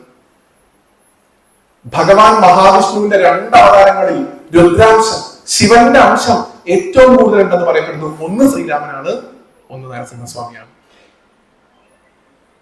ആ ഗുരുവായൂരപ്പന്റെ ശ്രീകോവിലേക്ക് നിങ്ങൾ കയറി ചെല്ലുന്നതിന് മുമ്പ് മുകളിലേക്ക് നോക്കണം. ഈ ഞാൻ കാണാൻ പോകുന്ന ആൾക്ക് പക്ഷാഭേദമില്ല, ആര് വന്നാലും സ്വീകരിക്കുന്ന ആളാണ് ഗുരുവായൂരപ്പൻ. ചില റൂൾസ് ആൻഡ് റെഗുലേഷൻസ് ഒക്കെ ഗുരുവായൂരിന്റെ ഭാഗമായിട്ടുണ്ട്. പക്ഷെ മനസ്സിനകത്ത് ഗുരുവായൂർ വരാൻ ഏത് റൂൾസ് ആൻഡ് റെഗുലേഷൻസ് ആണ് ഭാഗമായിട്ടുള്ളത്? നിങ്ങൾ എല്ലാവരും നന്ദനം സിനിമ കണ്ടിട്ടുള്ള ആൾക്കാരല്ലേ? കാർമുകിൽ വർണ്ണന്റെ ചുണ്ടിൽ എന്ന് പറഞ്ഞൊരു പാട്ടുണ്ട്, കേട്ടിട്ടുണ്ടല്ലോ അല്ലെ? ഞാൻ ഇന്നലെയാണ് അതിന്റെ ഒരു ക്ലിപ്പിംഗ് കണ്ടത്. ഞാൻ കണ്ട ആ വീഡിയോക്കകത്ത് 3 കുട്ടികൾ ആ പാട്ട് പാടുന്നുണ്ട്. കാർമുകിൽ വർണ്ണന്റെ ചുണ്ടിൽ എന്ന് പറയുന്ന പാട്ട് ഒരു റിയാലിറ്റി ഷോ ആണ്. ഒരു കുട്ടി ഒരു ഹിന്ദു മതത്തിൽപ്പെട്ട ഒരു പേരാണ് ആ കുട്ടിക്കുള്ളത്, ഒരു കുട്ടി ഒരു മുസ്ലിം കുട്ടിയാണ്, ഒരാളൊരു ക്രിസ്ത്യനാണ്. ഈ 3 കുട്ടികൾ ആ പാട്ട് പാടി അവസാനിക്കുമ്പോൾ അതിൽ ചിത്ര ചേച്ചി അവസാനം കൃഷ്ണ എന്ന് പറഞ്ഞ് നീട്ടുന്ന ഒരു ഭാഗമുണ്ട് അല്ലെ? ആ പാട്ട് അവരെ കൊണ്ട് മുഴുവൻ പാടാൻ പറ്റിയിട്ടില്ല ഇതുവരെ. അവര് കരഞ്ഞു. ആരെ? ഹിന്ദു ആയിക്കോട്ടെ, മുസ്ലിം ആയിക്കോട്ടെ, ക്രിസ്ത്യൻ ആയിക്കോട്ടെ, ആ പാട്ടിലെ കൃഷ്ണ എന്നുള്ള നീട്ടിയുള്ള ഒരു വിളിക്കുമ്പോഴേക്കും അവരുടെ തൊണ്ട ഇടറി അവര് കരയുന്ന രംഗം നിങ്ങൾക്ക് യൂട്യൂബിൽ ഉണ്ടല്ലേ? അടിച്ചു നോക്കും. ഗുരുവായൂരപ്പൻ എന്ത് മതം? ഗുരുവായൂർ ക്ഷേത്രത്തിന്റെ ബോർഡ് ഉണ്ട് അഹിന്ദുക്കൾക്ക് പ്രവേശനമില്ല എന്നുള്ളത്. കാലോചിതമായിട്ടുള്ള മാറ്റങ്ങൾ ഉണ്ടാവട്ടെ. ഗുരുവായൂരപ്പൻ മനസ്സിലേക്ക് വരാൻ ഒരു മതം ആവശ്യമില്ല. ആ പാട്ട് പാടുമ്പോ അവസാനത്തെ ആ കൃഷ്ണ എന്നുള്ള വിളിക്കുമ്പോ അവരുടെ ഒക്കെ മനസ്സിൽ ആരുണ്ട്? ഗുരുവായൂരപ്പൻ ഉണ്ട്. അതുകൊണ്ടാണ് അവരുടെ തൊണ്ടയിടുന്നത്. അതുകൊണ്ടാണ് അവിടെ ഗുരുവായൂരപ്പനെ ആലോചിച്ച് അവരുടെ കണ്ണിൽ നിന്ന് അവർ സങ്കടപ്പെടുന്നല്ലോ പറയാം. ആണോ? ദാസേട്ടൻ ഒരു റിയാലിറ്റി ഷോയിൽ നിങ്ങൾ കണ്ടോ? ഒരു നേരമെങ്കിലും കാണാതെ വയ്യ എന്റെ ഗുരുവായൂരപ്പ നിന്ദി വിരൂപം പറയുമ്പോ കരയും. എന്തുകൊണ്ടാ? ഞാൻ എന്തിനാ വല്ലവരുടെ എക്സാമ്പിൾ പറയണേ? നിങ്ങൾ ഇവിടെ നല്ല ആചാര്യന്മാരിരുന്ന് ഭഗവാന്റെ ബാലലീലകൾ വർണ്ണിക്കുമ്പോ ഉണ്ണിക്കണ്ണനായിട്ട് യശോദയുടെ മുമ്പിലൂടെ ഒരു പട്ടുകോണം കൊടുത്ത് ഓടിപ്പോണ ഗുരുവായൂരപ്പനോർത്ത് എന്റെ മുമ്പിലേക്ക് നന്ദമായ നിങ്ങൾ എത്ര തവണ കരഞ്ഞിട്ടുണ്ട്? ഭഗവാൻ നിങ്ങളുടെ മനസ്സിലേക്ക് വരാൻ അധികം ഒന്നും ചെയ്യണ്ടെന്നേ, ഒന്ന് കണ്ടടച്ച് നേരത്തെ പറഞ്ഞതുപോലെ ഒരിക്കലെങ്കിലും അല്ലെ, ഭഗവാന്റെ തന്നെ ഒരു പ്രതിജ്ഞ ഉണ്ടല്ലോ, പതിതനായിക്കോട്ടെ, അധർമ്മിയായിക്കോട്ടെ, പാപിയായിക്കൊള്ളട്ടെ, ഒരിക്കലെങ്കിലും ഹരേ നമഃ ഒരിക്കലെങ്കിലും വിളിച്ചിട്ടുണ്ടെങ്കിൽ അവനെ ഞാൻ എല്ലാ പ്രയാസങ്ങളിൽ നിന്ന് ഉയർത്തുന്നു പ്രതിജ്ഞ ചെയ്തിട്ടുള്ള ആളാണ് ഗുരുവായൂരപ്പൻ. ആ ഭഗവാന്റെ ആത്മസ്വരൂപനായിട്ടുള്ള ഒരു ഭഗവാന്റെ തട്ടകത്തിൽ ഇരുന്നാണ് നമ്മൾ സംസാരിക്കുന്നത്. ആ ഭഗവാന്റെ ആ രൂപം, ആ വില്ല് ധരിച്ച്, ആ താടിമീശകളോടുകൂടി, ആ വലിയ ദൃഢഗാത്രനായി ആ ഭഗവാൻ നമ്മളെ അനുഗ്രഹിച്ചുകൊണ്ട് ഇവിടെ അനുഗ്രഹിക്കാനായി ഇവിടെ എത്തിയിട്ടുള്ള ആ കിരാതമേഖലായിട്ടുള്ള ഭഗവാന്റെ അവതാരത്തിന് പോലും കാരണക്കാരനായിട്ടുള്ള ഒരു ഗുരുവായൂരപ്പനും, ആ ഗുരുവായൂരപ്പനായിട്ടുള്ള സാക്ഷാത് തൃശ്ശൂർ ജില്ലയിലെ ഗുരുവായൂർ എന്ന സ്ഥലത്തുള്ള ഗുരുവായൂരപ്പന്റെ വിഗ്രഹം വരാൻ കാരണക്കാരനായിട്ടുള്ള ഒരു മഹാദേവനും നമ്മുടെ സ്വന്തമായി കണ്ടുകൊണ്ട് നിങ്ങൾക്ക് മുന്നോട്ട് പോകാൻ സാധിക്കട്ടെ. ഇവിടെ ഞാൻ വന്നിട്ടുള്ളത് ഏറ്റവും കൂടുതൽ കഥകളി കാണാനാണ്. ഇവിടെ ഞാൻ ഏറ്റവും കൂടുതൽ ഈ ക്ഷേത്രത്തിൽ വന്നിട്ടുള്ളത് കഥകളി കണ്ട് അതിലെ പദങ്ങൾ കേൾക്കാനാണ്. ഞാൻ ആ സമയത്ത് കുചേലത്തൊക്കെ ഒരുപാട് പദം കേട്ടിട്ടുണ്ട്. അജിതാഹര എന്ന് പറയുന്ന പദം നിങ്ങൾക്ക് എല്ലാവർക്കും അറിയാമായിരിക്കും അല്ലെ?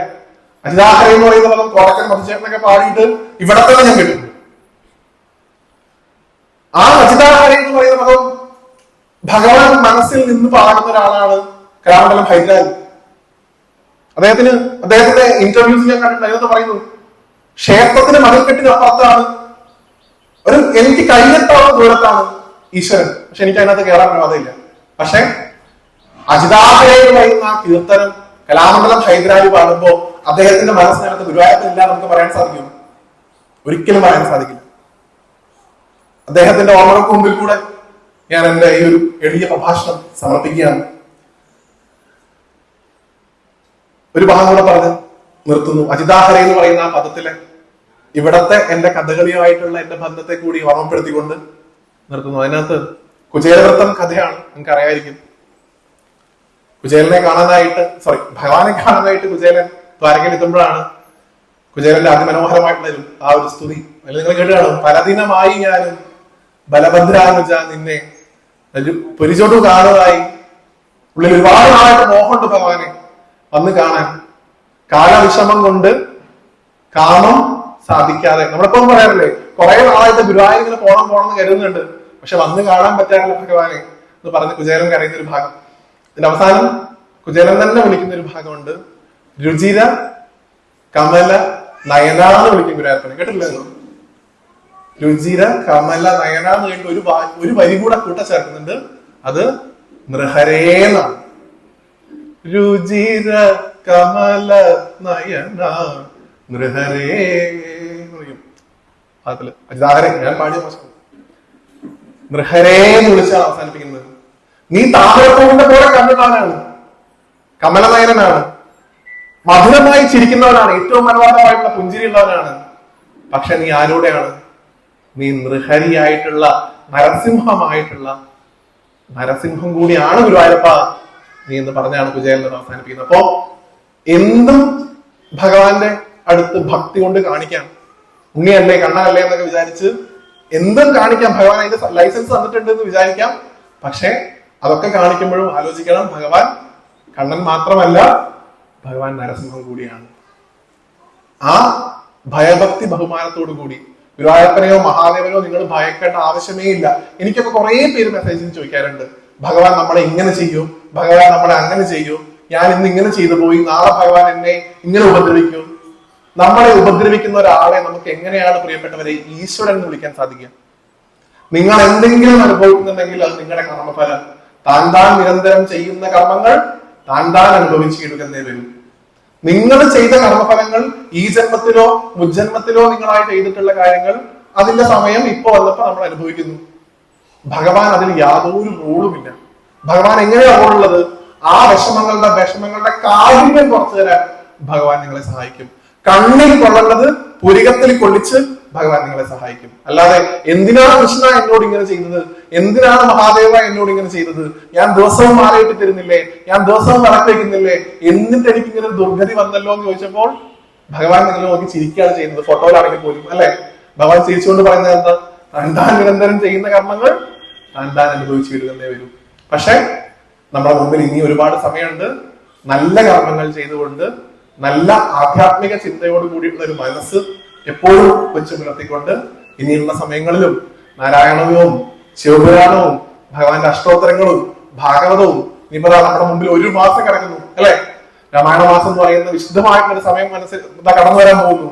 ദിവസവും ഭഗവാനെ പ്രാർത്ഥിക്കുക. ഒപ്പം മഹാദേവനെ കൂടി അതിന്റെ കൂടെ ചേർത്ത് പിടിക്കുക. കാരണം രാമായണത്തിൽ പോലും നിങ്ങൾക്ക് അറിയൂ, രാമായണത്തിന്റെ യുദ്ധരംഗത്തിൽ ശ്രീരാമനും രാവണനും കൂടെ നേരിട്ട് കാണുന്ന ഒരു രംഗമുണ്ട്. രാവണൻ വലിയൊരു രഥത്തിൽ ഭഗവാനെ എതിരിടാൻ വേണ്ടി ഇങ്ങനെ വരുന്ന സമയത്ത് ശ്രീരാമൻ വിഭീഷണോട് ചോദിക്കുന്നുണ്ട്, ഈ വരുന്ന മനുഷ്യൻ ആരാണ്? അയാളുടെ മുഖത്ത് ഞാൻ ഇതുവരെ കാണാത്തൊരു തേജസ് കാണുന്നു, ഇത്രയും തേജസ്സുള്ള ഒരു മനുഷ്യനെ ഞാൻ ഇതുവരെ കണ്ടിട്ടില്ല, ഇത് ആരാണെന്ന് ചോദിക്കുമ്പോൾ വിഭീഷണൻ പറയുന്നു, അതാണ് രാവണൻ. എന്താണ് ആ തേജസ്സിന്റെ കാരണം? നിഷ്കളങ്കമായിട്ടുള്ള നിസ്വാർത്ഥമായിട്ടുള്ള ശിവഭക്തി. രാവണനെ പോലുള്ള ഒരു ശിവഭക്തൻ ലോകത്തുണ്ടായിട്ടില്ല. ശ്രീരാമനും ഏറ്റവും വലിയ ശിവഭക്തനായിരുന്നു. അതുകൊണ്ട് തന്നെ എല്ലാ ദിവസവും അവൻ യുദ്ധം ചെയ്യുന്നതിന് മുമ്പായിട്ട് പരസ്പരം പ്രണമിച്ചിട്ട് പറയത്രേ ഓം നമ ശിവായ. അങ്ങനെ പറഞ്ഞിട്ടാത്രേ ആദ്യത്തെ അസ്ത്രം ഭഗവാൻ അയക്കുന്നത്. രാവണനും അങ്ങനെ തന്നെയാണ്. അപ്പോ ആ രാമായണ മാസം ഇവിടെ ഞാൻ കണ്ടു, പൂർണ്ണ കണ്ടു, ഇവിടെ ഉണ്ട്. അപ്പൊ വലിയ പാരായണങ്ങളൊക്കെ നടക്കുന്നു. അതൊക്കെ ഗുരുവായൂരപ്പന്റെ അനുഗ്രഹം കൊണ്ട് വളരെ ഭംഗിയായിട്ട് തന്നെ നടക്കട്ടെ. ഭഗവാൻ നിങ്ങളെല്ലാവരെയും മനസ്സ് നിറഞ്ഞ് അനുഗ്രഹിക്കട്ടെ എന്ന് ഒരിക്കൽ കൂടി പ്രാർത്ഥിക്കുന്നു. ഒരു 2 വരിയോടെ പറഞ്ഞ് അവസാനിപ്പിക്കുകയാണ്. ഭാഗവത സപ്താഹങ്ങൾ കേരളീയ സമ്പ്രദായത്തിൽ നടത്തുമ്പോൾ ഇവിടെ ചെയ്യാറുണ്ട് എന്നാണ് ഞാൻ കരുതുന്നത്. ഊണ് കഴിക്കാറായില്ലേ നമുക്ക്? അപ്പം ഗുരുവായൂരപ്പനും ഈ സമയത്താണ് ഗുരുവായൂർ ഉച്ചപൂജ. നിങ്ങൾക്കറിയാം, ഭാഗവത സപ്താഹങ്ങളിലൊക്കെ തന്നെ ഈ ഒരു സമയമാകുമ്പോൾ ഒരു കീർത്തനം പാടും. കണ്ണൻ ഉണ്ണി മാമുണ്ണണേ എന്ന് പറയും. ഇവിടെ പാടാറുണ്ടോ? ഉണ്ടല്ലേ? നല്ലതാണ്, പാടാം. വളരെ ഒട്ടൂർ എഴുതിയിട്ടുള്ള ഏറ്റവും മനോഹരമായിട്ടുള്ള ഒരു കീർത്തനമാണ്. ഇതിലൊരു വരി മാത്രം വായിക്കാനാണ് ഞാനിത് മൊത്തം എടുത്തുകൊണ്ട് വന്നത്. കണ്ണന്റെ അത് തുടങ്ങുന്നത് നിങ്ങൾക്കറിയാം. യശോദ കണ്ണനെ വിളിക്കുന്നതാണ്. വെയിലു കൊണ്ടു നീ പൂടലയ്യോ താളുപോലെ തളർന്നു പോയി, മണ്ണുവാരി കളിച്ചതു മതി കണ്ണനുണ്ണി മാമുണ്ണണം. അങ്ങനെ നല്ല ഇരിക്കണം. ഈണത്തിലൊക്കെ പാടാൻ അമ്മമാരോടുണ്ട്. ഒട്ടൂരിന് അതിമനോഹരമായിട്ടുള്ള കവിത. ഈ കവിതയിൽ ഒരു വരിയുണ്ട്. ആ വരി വായിച്ച് ഞാൻ എന്റെ പ്രഭാഷണം നിർത്തും. അതിങ്ങനെയാണ്, കുറെ പോകുന്നുണ്ട്. ഈ ഒറ്റ വരി: തൃഷ്ണയോടെ വരുന്നു ശങ്കരൻ വിഷ്ണു നിർമ്മല്യമുണ്ണാനും പുണ്യം നേടാനും കാലവേഷത്തിൽ കണ്ണനുണ്ണി മാമുണ്ണണേ. ഇങ്ങനെ പാട്ട് എന്താണ്? തൃഷ്ണയോടെ വരുന്നു ആര്? ശങ്കരൻ. തൃഷ്ണയോടെ വരുന്നു ശങ്കരൻ വിഷ്ണു നിർമാല്യം ഉണ്ണുവാൻ. അപ്പൊ പറയുന്നു പുണ്യം നേടാനും കാകവേഷത്തിൽ കണ്ണൻ ഉണ്ണി മാമുണ്ണനെ. യശോദ മണ്ണ് വാരി കളിക്കുന്ന കണ്ണനെ വിളിക്കുകയാണ്.